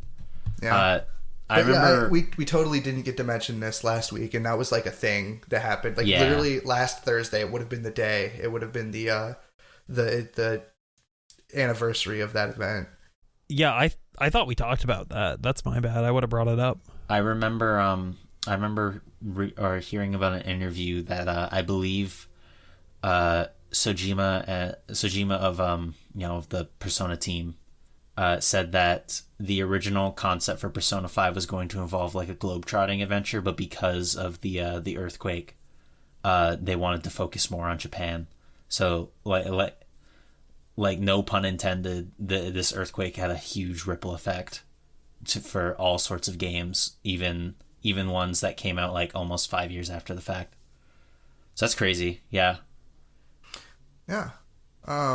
Were we talking about fucking God of War or something? David, you literally just brought this up so we could bring up David Jaffe again. Yeah, don't kid yourselves. I am not that interested in God of War 3. I just wanted to bring up David Jaffe again. Let's fingers crossed. Hopefully, Drawn to Death and or Twisted Metal came out next week, so we can keep this streak alive. If we get to September, I can talk about how I played Drawn to Death at PAX and it was bad. As your gaming history, like, yes, this is the anniversary of the day that I played Drawn to Death. The day the earth stood still. Well, I played it at a PAX specifically, so it's an event. Yeah, true. I mean, stuff happens at PAX sometimes. Yeah. All right, Tech. What else we got here? Well, I was just talking about Persona Atlas. I figured this is good. Shin Megami Tensei 2, the SNES JRPG, released as of this recording today on March 18th, 1994. Thank you, Shin Megami Tensei 2. Yes. Shin Megami Tensei 2 was a direct sequel to the original Shin Megami Tensei. That might sound obvious to some people, but if you're familiar with Shin Megami Tensei, you know that most of the games are not direct sequels to each other. This is like one of the only exceptions. You play as this guy named I believe his name is Hawk, but it's like a nickname or whatever, like a code name for him. You find out his real name later on.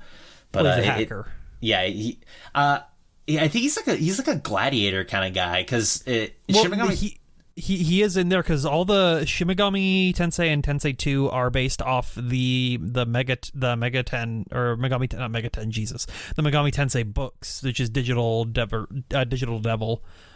Story.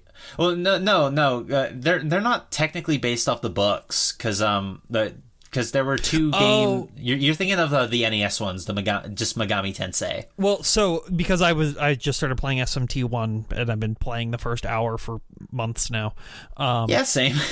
So SMT1 is almost a remake of Mega Tenji. I need to stop saying that. Megami Tensei 1 and Megami Tensei 2.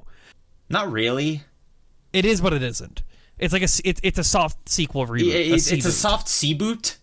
It's like a reboot in that like it uses a lot of the concepts from Megami Tensei, but it's not like the same characters besides the demons and like or story or anything. It's its own own continuity. But it's still like the digital devils and all that. It's still like it's still got like it's a medium reboot. And two spoilers for a 30-year-old video game takes place after like in the neutral ending, I believe. The whole deal with the first Shin Megami Tensei game is that it takes place in current year Japan, and suddenly demons start invading the country, and then it just like quickly escalates into military gets involved, like the Japanese Defense Force gets involved, the American military gets involved, one thing leads to another, oppositions start colliding, and then fucking Japan gets nuked. This is just like my favorite anime, Gate. Yeah, it's a lot like Gate. Can we not talk about Gate, like, as a personal thing? I have talked too much about Gate to people and explained why that show is really bad and just really horny. That's the only reason people like it. Fuck Gate. All my homies hate Gate. I watched it when it came out. I also watched it when it came out. I don't even think about Gate. Neither do I. I think about Gate at least once a month. Yeah, the Shin Megami Tensei 2, it's a really cool game. At least like its concepts or whatever. It's very much a early JRPG. It's not as refined as some of the other higher budget like Final Fantasies or Chrono Triggers, but it's got its own it's got kind of like a grungy charm to it, and there's really no other games quite like it, especially for the time. It's also got the first-person dungeon crawler aesthetic. Yeah, everyone loves those. Yeah, unfortunately, this game's never been localized. I think the first Shin Megami Tensei game actually did get localized as like a iOS translation. port. There's translation efforts. Yeah, you can. Right? Yeah, there's fan translation, so you can play it. Would I recommend it? Personally, I haven't played it myself. I think if you are interested, if you don't mind like old JRPG jank, then you should probably give this game a shot, at least after you play the first one, because it's kind of important. But yeah, all right. What you got, Tabby? You can keep going, actually, Tag. You got like 50 things in here. Oh, okay. Well, it's not a lot of stuff, but here I'll start from the bottom here, or continue with the bottom. So Soft Image announced on, I believe, the 15th in 2004 that their 3D editing tools, they'd be releasing a free version of it that would be compatible with Half-Life 2, which was upcoming at the time. Half-Life 2 would come out in November. So I never even heard of this before. And if you don't know what Soft Image or whatever, like, it really did, it was basically just a way to like import like mod tools and stuff into your like into like using Half-Life 2 files or assets and stuff. Very Bethesda of them to do. Yeah. I mean, this is really cool. I was curious about this to find out if this actually ended up happening, because there is a lot of like snafu with Half-Life 2 and its pre-release. So I don't know if like maybe something like that might have fucked with this. I looked it up. No.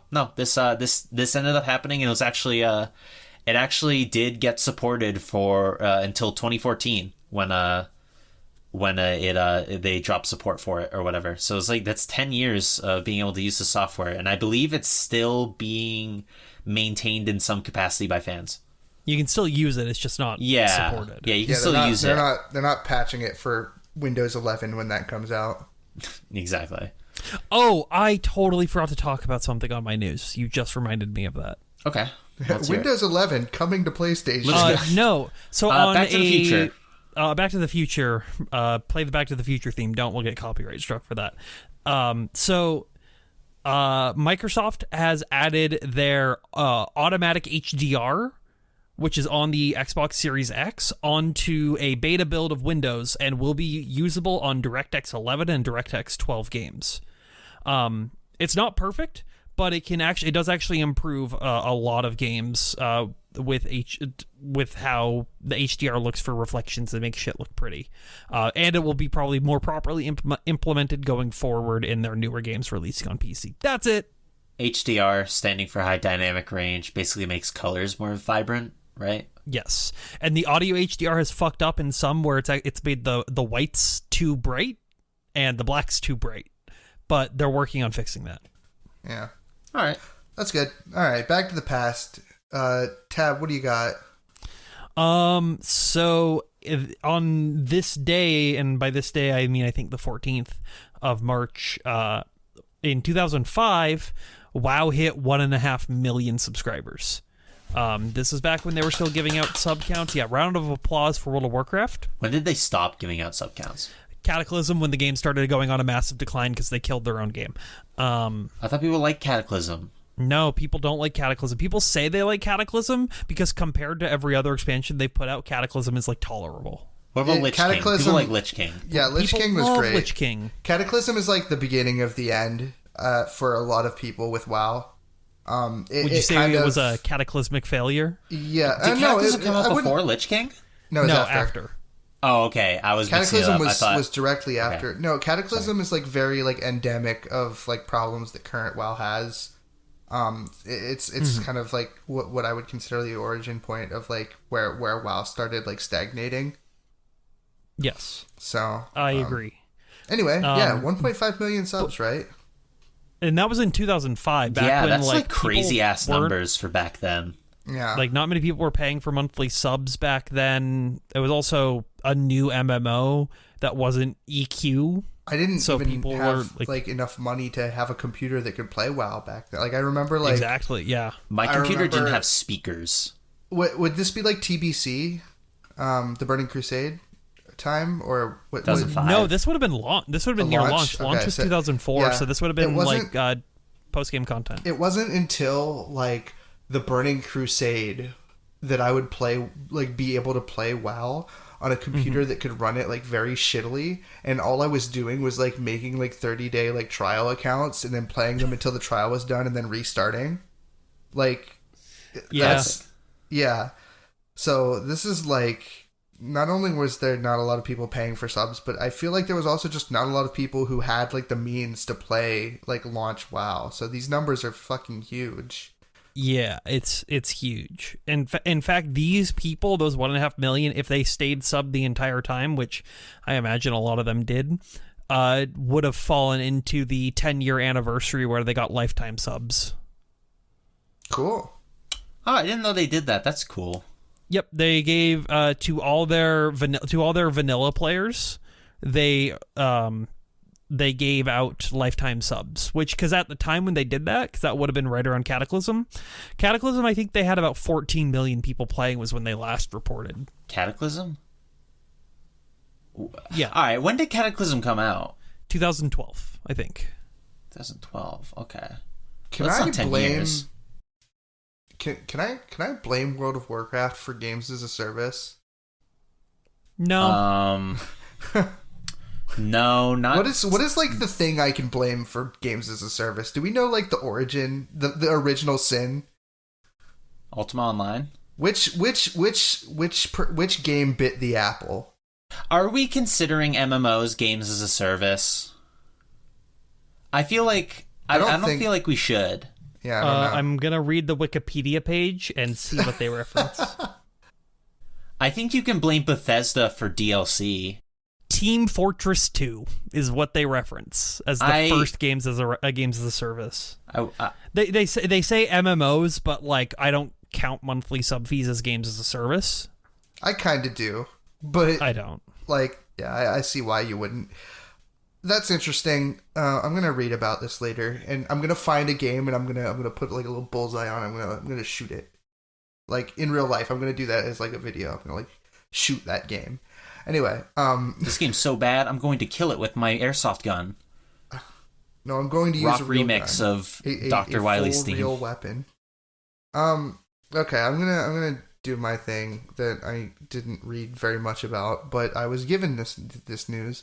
Yoshio Sakamoto, in March 12th, 2010, he was spoke to by somebody at IGN about Metroid Zero Mission, and the first thing he asked is, whatever happened to Metroid Dread? Somebody tell me what Metroid Dread is before I continue talking about this.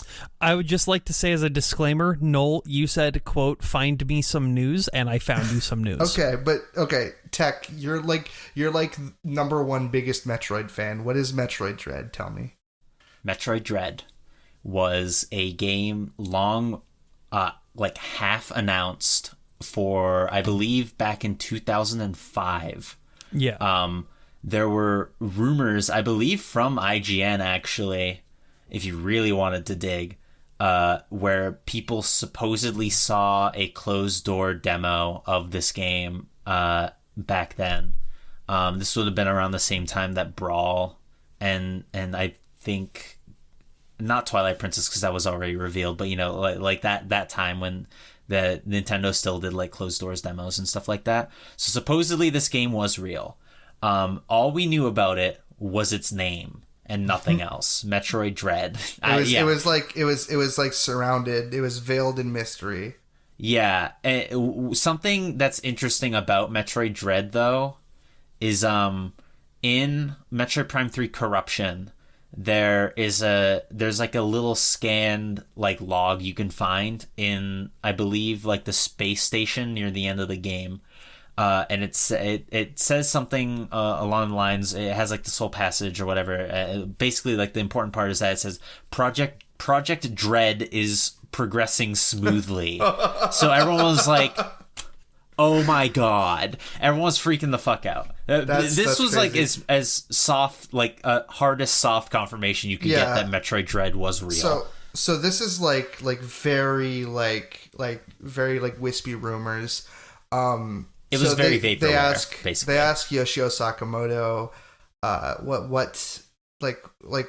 what happened to it? 5 years later, right? Because you said 2005 was when the rumor started surfacing. Something around that. This game had been around, and it was a rumor for years. Yeah, and he said, it's always difficult when people bring up Metroid Dread. The only thing people have heard about the game are rumors. We've never had an official announcement at E3 or anything like that. I think there was at one point a little bit of information leaked, but now we don't know how to really talk about the project. All I can really say is that I wish I could put an end to the rumors.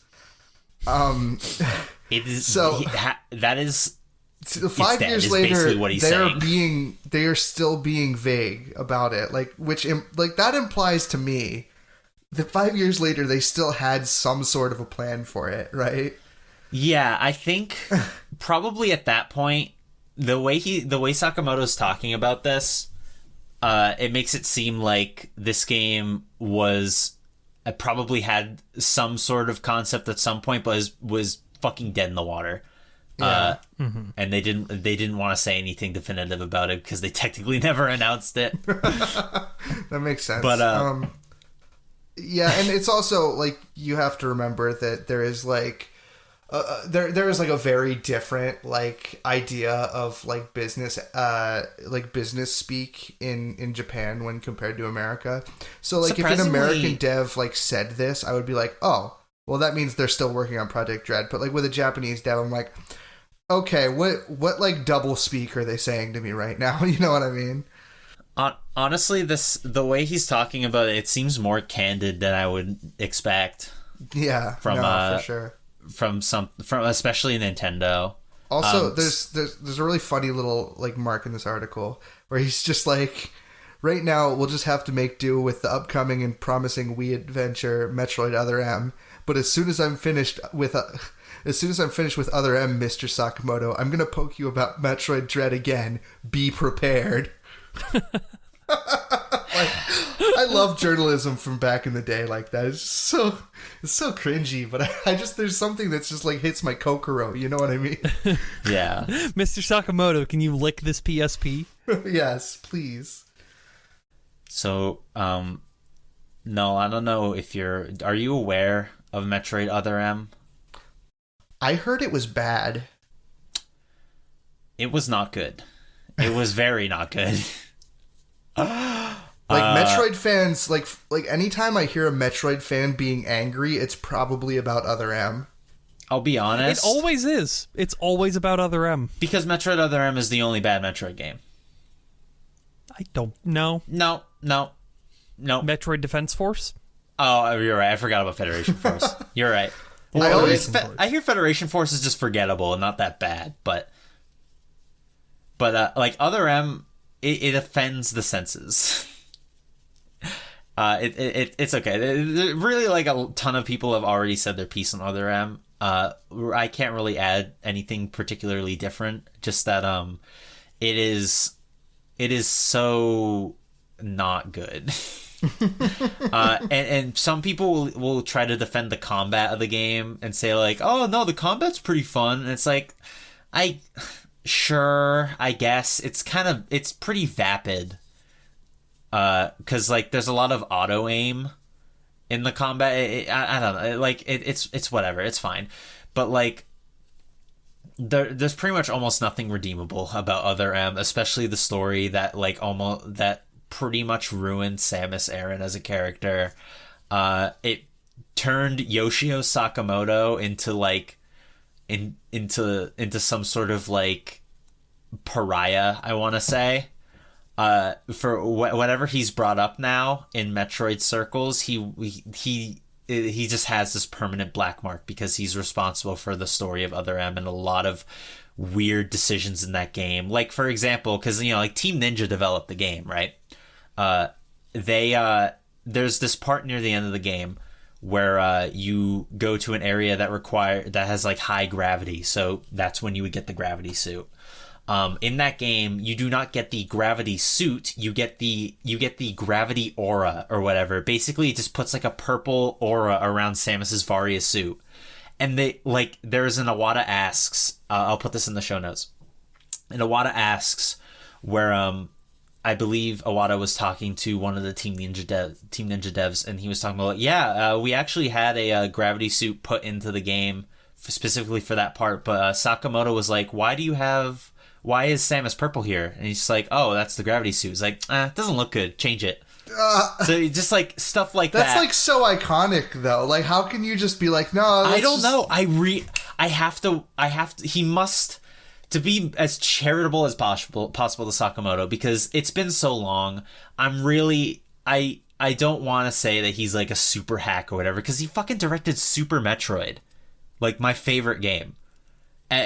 So like I really don't want to be that harsh on him, but like he must have just thought it didn't look good in like the engine or something. Yeah. Well, no, because it's in fucking Prime. It's purple in Prime too. I don't know. Why? Why do you make Other M? It's really fun. For the longest time, I thought Other M had something to do with Melee. No, what's funny is that in the reveal trailer for Other M, it's called Project M. Yeah, no, that's hilarious. No, I had that's hilarious. I had just like I'm like, no, yeah, Samus is that character from Melee. I remember her, right? And, like, because I was like, I hadn't played crazy. Like a Metroid game. I honestly had not played like a Metroid game until 2019, maybe. What'd you play? Super. Oh, what'd you think? Oh, it was very good. I think it was a very good game. I think it was like well paced. I see why you play it every year on Christmas. Hell yeah. But no, and so like my only exposure to Samus Aran was like in Melee, and I'm like, oh, Other M, like Melee, okay. It's like Other Melee game. I never. She does played have a it. melee attack. No, she doesn't. No, I'm sorry. I'm thinking of Samus Returns. She has a melee attack in that one. But yeah, no, we've definitely like kind of droned on about Metroid a lot. Sorry. What else you got, Tabby? Pokemon Heart Gold and Soul Silver released. Time for me to drone again. What? It's time for me to drone again. Heart Gold and Soul Silver. When did it release? March 14th. Pokemon Heart Gold and Soul Silver are very good remakes of those. Probably the best remakes I think they've done for any of their games. Worth their weight in gold. Yep, they are very good. They're very fun. I give them 2 thumbs up out of 10. So when it's not 10 total thumbs up, by the way. It's like a 10 total score, but like you know. When Soul Silver Heart Gold came out, I was super fucking pumped for this game. It was one of my most anticipated games, I think, for that year. And we ordered it. I think I had like pocket money or something. I ordered it off Amazon. And this was before the days of Prime shipping. At least I'm pretty sure that we didn't have it. Regardless, it was supposed to come on a Friday, I believe. Yeah, March 14th was a Friday, and I know this because I'm checking. No, it was a Thursday. It was a Thursday.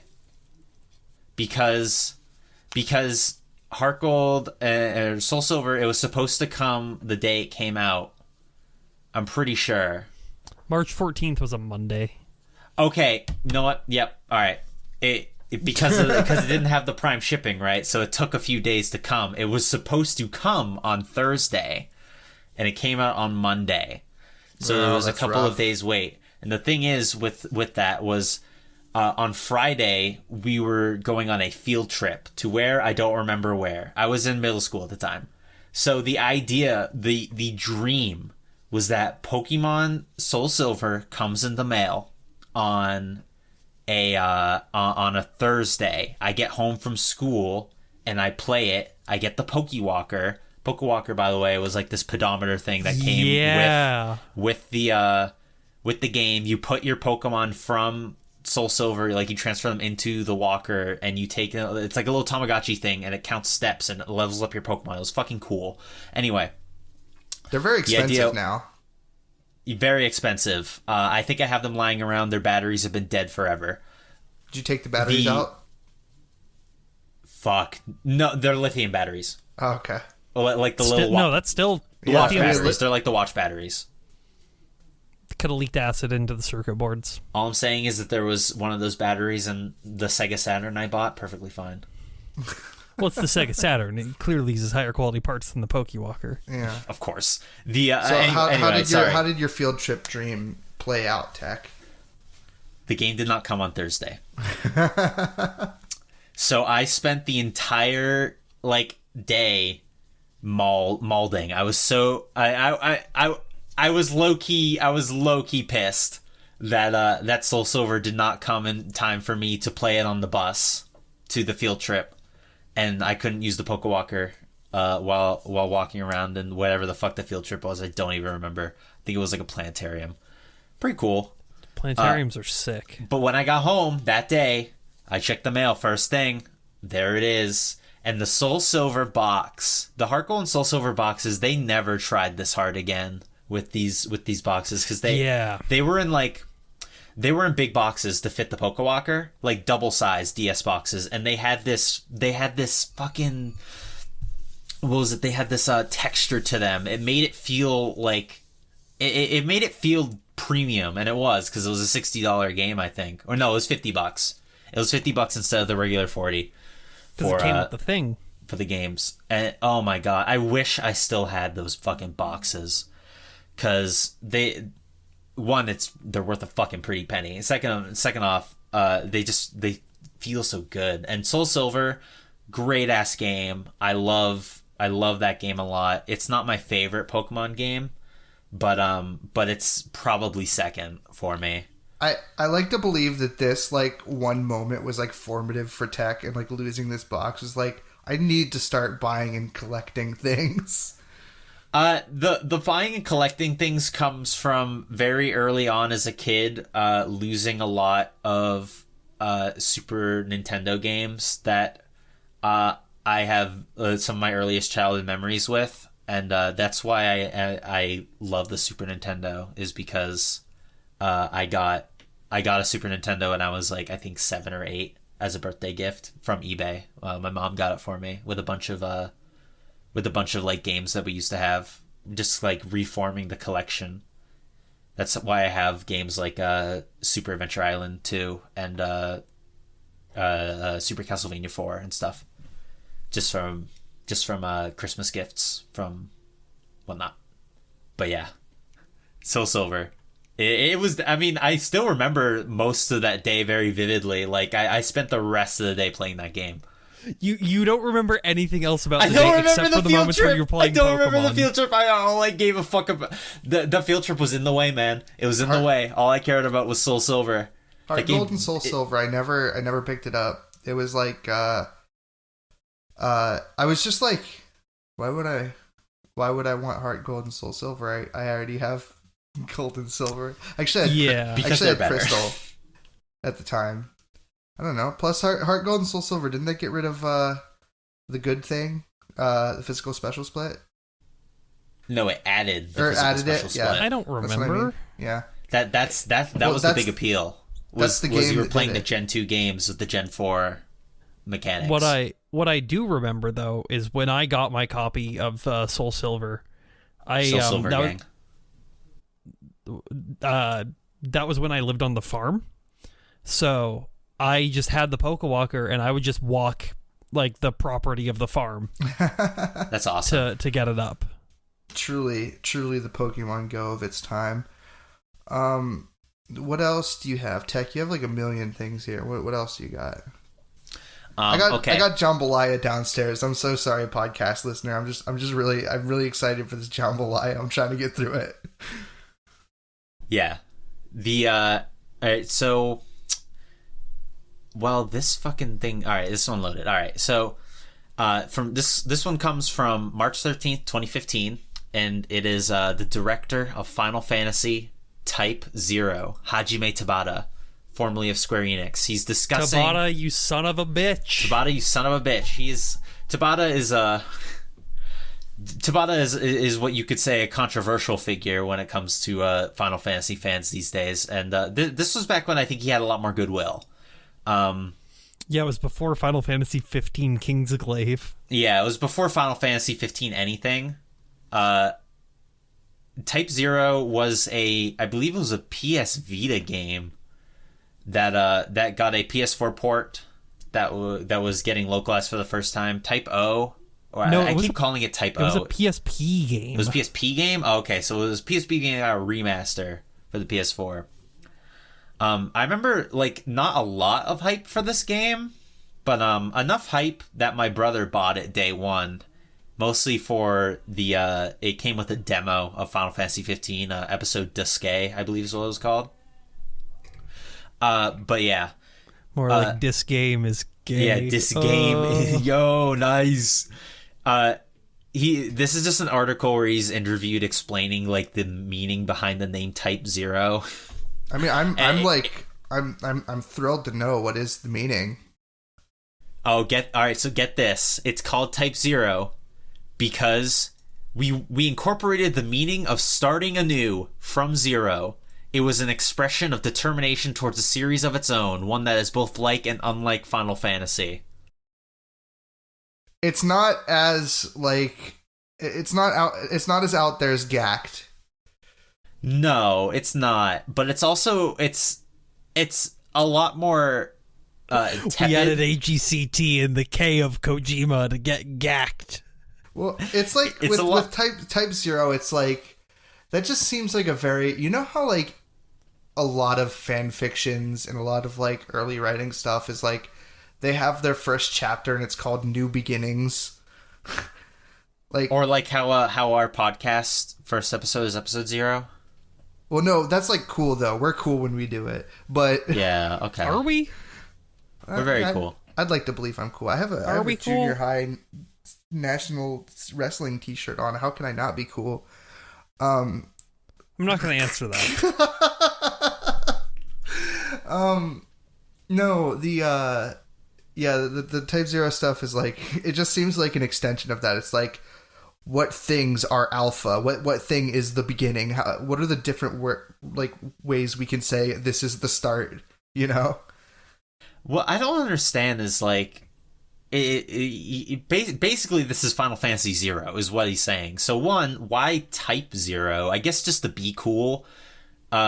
Second off, is type zero really like Final Fantasy prides itself on being different with every entry? So it's like, I don't know. Hold on. I'm gonna stop you right there, Chief. Okay. It doesn't. It does not. So many Final Fantasy games All recent. right. There's eras. You can. How can they be different if they all have Sid in them? Yeah. Well, Sid's a constant, like chocobos and the magic and all that. You answered his facetious question. Yeah, you know I have a hard time with that. Well, look. Final Fantasy X is nothing like Final Fantasy II. Yes, no. Yeah, but I would say the recent Final Fantasies have all been Final Fantasy 16 looks like it's nothing like 13. I just had an intrusive thought enter my the core of my being. And I just thought of Final Fantasy X, Final Fantasy X-2, and Final Fantasy X-0. Well, you know about 10-2.5, right? Yeah, no. You know about the audio dramas, right? Oh, I'm talking about this. So, Final Fantasy X 2.5 is a audio drama that was released in Japan.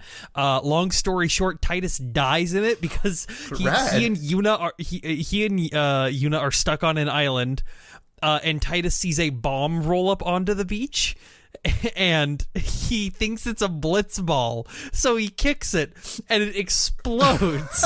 Wait, I've heard this before. And sends back. Yes, that's all you need to know. I don't know anything else.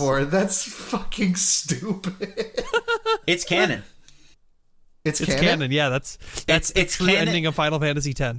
It's like this is where like discussions of canon are become interesting, because it's like most people who've played Final Fantasy X and X-2 don't know about this, so it might as well not be canon. It's why I make sure to tell everybody who I know is like it's like, yeah, I love Final Fantasy X. It's like, you know about 10.2.5? It's very in character for Titus to fucking kill himself for Blitzball. No, it isn't. God, I can't. I was so mad when I heard about this. Oh God. What else? You got you got one more, right? Yeah, that's pretty much all I had to say about Type 0. One more thing. Type 0 is apparently not a good game. Second off, it was originally called Final Fantasy Agito 13. Shoutouts to Air Gear. What game, or what game console is it on? It's on the PSP, PS4. PS4. Oh, okay. It's on PSP and Modern. Modern. Okay, yeah. So, I'm sure you can get it for like the cheap. All right, I was wondering if it was like a PS2 game or not. No, you don't worry. No, you don't have to review this. It has really bad motion blur as well. Yeah. So, yeah, I hear that's like a big problem with it. Anyway, so Capcom in March 18th, 2009, they had announced that they were making DLC for Resident Evil 5. Nowadays, this would probably be like, this is just, I think this just goes to show how much the culture has changed around DLC, because when they announced this DLC back in the day, Capcom was absolutely raked over the coals for adding post-launch DLC to Resident Evil 5. Nowadays, you wouldn't get a second. We were literally talking about the Doom expansion pack. Doom expansion, Yuffie DLC, expansion like all DLC. This stuff. Yeah. And like it's nothing. Back then, though, like Capcom got tons of shit for this. And they following an onslaught of fan gamer nerd rage. Christ, just more of that classic games journalism. Thank you, Neo Seeker. Yeah. I went to Neo Seeker for these ones this time. I figured I'd branch out from IGN. Basically, they had to say that, like, no, yes, the versus mode we are adding, it uses stuff from that exists in the game, but it wasn't like on disc. We had started working on it after the game launched or whatever. It was it was part of like a different plan. It wasn't like basically what they were trying to say is that they weren't working on this concurrently with the game and selling it later. And Capcom was most likely lying about that. They were probably lying. Not gonna lie. I mean, because this was following this. You had Street Fighter Cross Tekken, which boy. had all the DLC on disc and had all of those issues. Yes, the gems. That's a whole other thing. This is like this like news that you're talking about. It's like this is like the last like quiver of defiance from gamers. It kind of is, where it's like because we're exiting like at the time of like Resident Evil 5, Xbox 360. We're like exiting the era where the disc is all you get, and we're like entering like a new age of gaming where it's like we have like a DLC store that you buy things like on the console and you download it from like the internet onto the console, or you go out and you buy a disc that adds things onto your game because you've got like a hard drive now, and it's like this is like a very liminal period for gamers, and they're very angry and sweaty, and rightfully so, honestly. Righteous fury, you could say. If only they knew. If you went back to like tell a and person, you explained the FIFA shit to them. Yeah, like if you explained any of this stuff to anyone, they'd just be like, "What happened? How do we? I don't fix get it. I this?" boycotted the horse armor. Yeah, this is really like this is a really good argument against pay with, or vote with your wallet, because like that shit did not work. That was a big thing that was said back then, and man, people still say vote with your wallet. I know they say it, and it's stupid. It doesn't mean anything. It's a really it's kind of a hand wavy argument. It's if you dismissive. Ask me. It's dismissive of the core issues that like people have with certain things. They're like, oh, why are you complaining? Why don't you just like not complain, bro? I'm trying to have fun here. All right, just vote with your wallet. Don't buy it. It's like, oh my god, I'm not gonna buy it, but I can also complain about it online. Yeah. But you really think somebody would do that? Go on the internet and complain? Yeah, about we've been doing it for 2 hours. All right. There's actually more to the story, because this is like another thing you will not see these days. Someone from Capcom actually responded to the backlash like more personally. I think you will see it, but it's just from like indie devs. Yeah, like Capcom. You'll see like Stadia devs talk about this, but you won't see someone representing Capcom call the complaining about DLC BS, which is pretty PG, but still, I was like, he said what? All right, let me grab this guy's name. Christian Svensson. At the time, he was the VP of Strategic Planning and Business Development. He went to the official Capcom forums where people were, as we can probably agree, I'd say rightfully complaining about the DLC for Resident Evil 5. So Sven made a little post here explaining kind of, being, as far as I can tell, fairly transparent about what's going on behind the scenes for Resident Evil 5. Basically, he says that these claims that the DLC was being worked on, he's basically just repeating the Capcom statement where it's like this is being released or being made after the fact, but just then probably just in more words, basically. But yeah, it's just interesting to me that he would go to the forums. I guess Capcom is probably a little more hands-on with their fans, at least in this way. Like, they have that Matt Walker guy these days, right? And he's well, that's the biggest difference is like these people like hire like public relations people. Yeah. Now you don't have like director of analyst video game people. Yeah, this is not a PR guy doing this. Like it's like an actual person who is like trained and understands like how to mitigate bad press, instead of like John video game being like, you don't like that I made this decision in my video game? How dare you?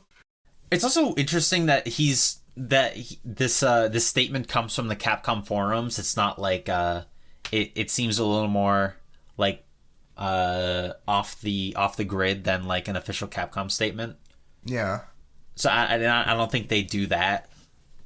The Capcom, at least, they'd probably just take it to Twitter or something, or 100%. They wouldn't talk about it at all because no one cares. I also like the end of this Neo Seekers post that you have linked in here, where they're like, "So there you have it. There is no conspiracy. Maybe." Yeah, in the second one, it's the same author, one Miss Lydia Sung. She's like, lesson of the day: don't mess with Capcom, or they'll 6-vent on you. It's just so like pithy, right? It's so there's just something like that just warms my heart. I don't know. How is Lydia Sung? All right, so this is actually a pretty common name. No. All right. I want to see if Christian Svensson is still even in the games industry, if not at Capcom. All right, it appears he has a Twitter account. Oh, he is the head of global portfolio at PlayStation. He works at Sony now. Cool. You fuck. Maybe he'll Give me Evo back. Maybe he'll be the next Mr. Wizard. I didn't say that, Mr. Svensson. So that's interesting. Yeah. I honestly half expected him to be not in the games industry anymore. I don't know why. But he has a PS5, apparently. Oh, no, it's just a DualSense. He just posted a picture of a DualSense. You bought a PS5 today, didn't you?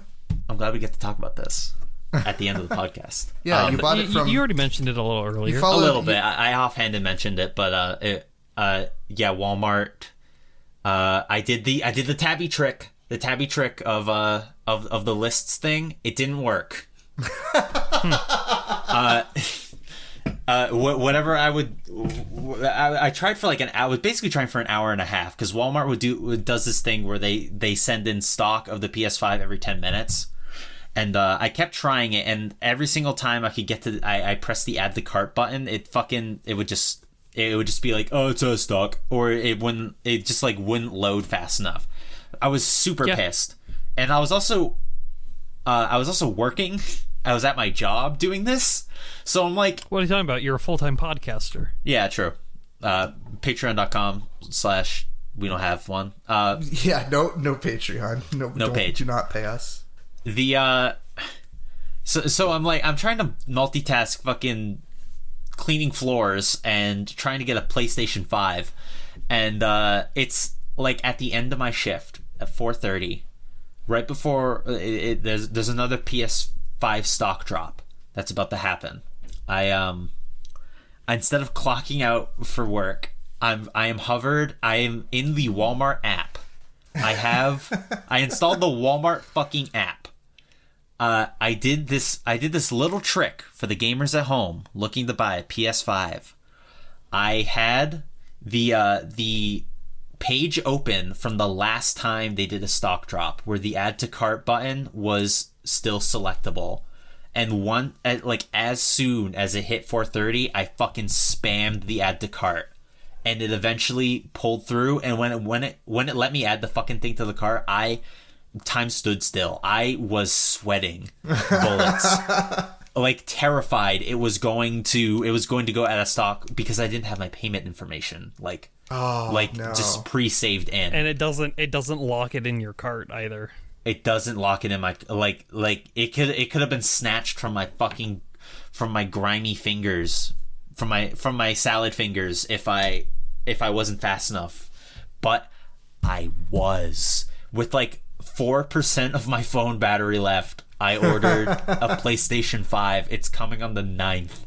Oh no. Imagine if you added it to your cart and your phone died. Oh jeez, it would have been so bad. It would have been fate. It would have just been fate. They haven't charged me yet. They charge when it ships. They didn't charge me for like a day or two. Yeah, okay. But that's cool. Because they wait to charge in case they got any overstocks, so they don't have to refund people because that costs them more. I'm very happy that like buying a PlayStation 5 has become like a subculture. It sucks. Like, fuck off. Like it's like the little dregs below just clamoring for their PlayStation 5, and then there's the platform descended beings above just looking down upon the dregs, hoping that they'll be able to reach the heights that they've reached one day. More like dreglings. Welcome to Because heaven. I'm gonna be Tech. playing Demon Souls. I'll call it Soulless. Do you now need to buy games for it? You know that, right? You don't even get bug snacks. It comes with Astrobot. Are you gonna get Demon Souls for $70? Tabby sold it to me for $40. Oh, cool. I've had it for like 2 weeks.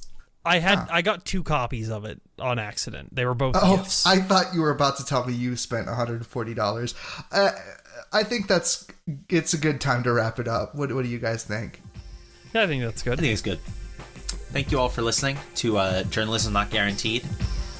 We hope to have you on next week, not as guests, but as listeners on this maiden voyage on our cringe boat. It's a boat, right? I still haven't seen Yes, it's a boat. Safety Not Guaranteed. I'll watch it on honestly- the Sony PlayStation 5.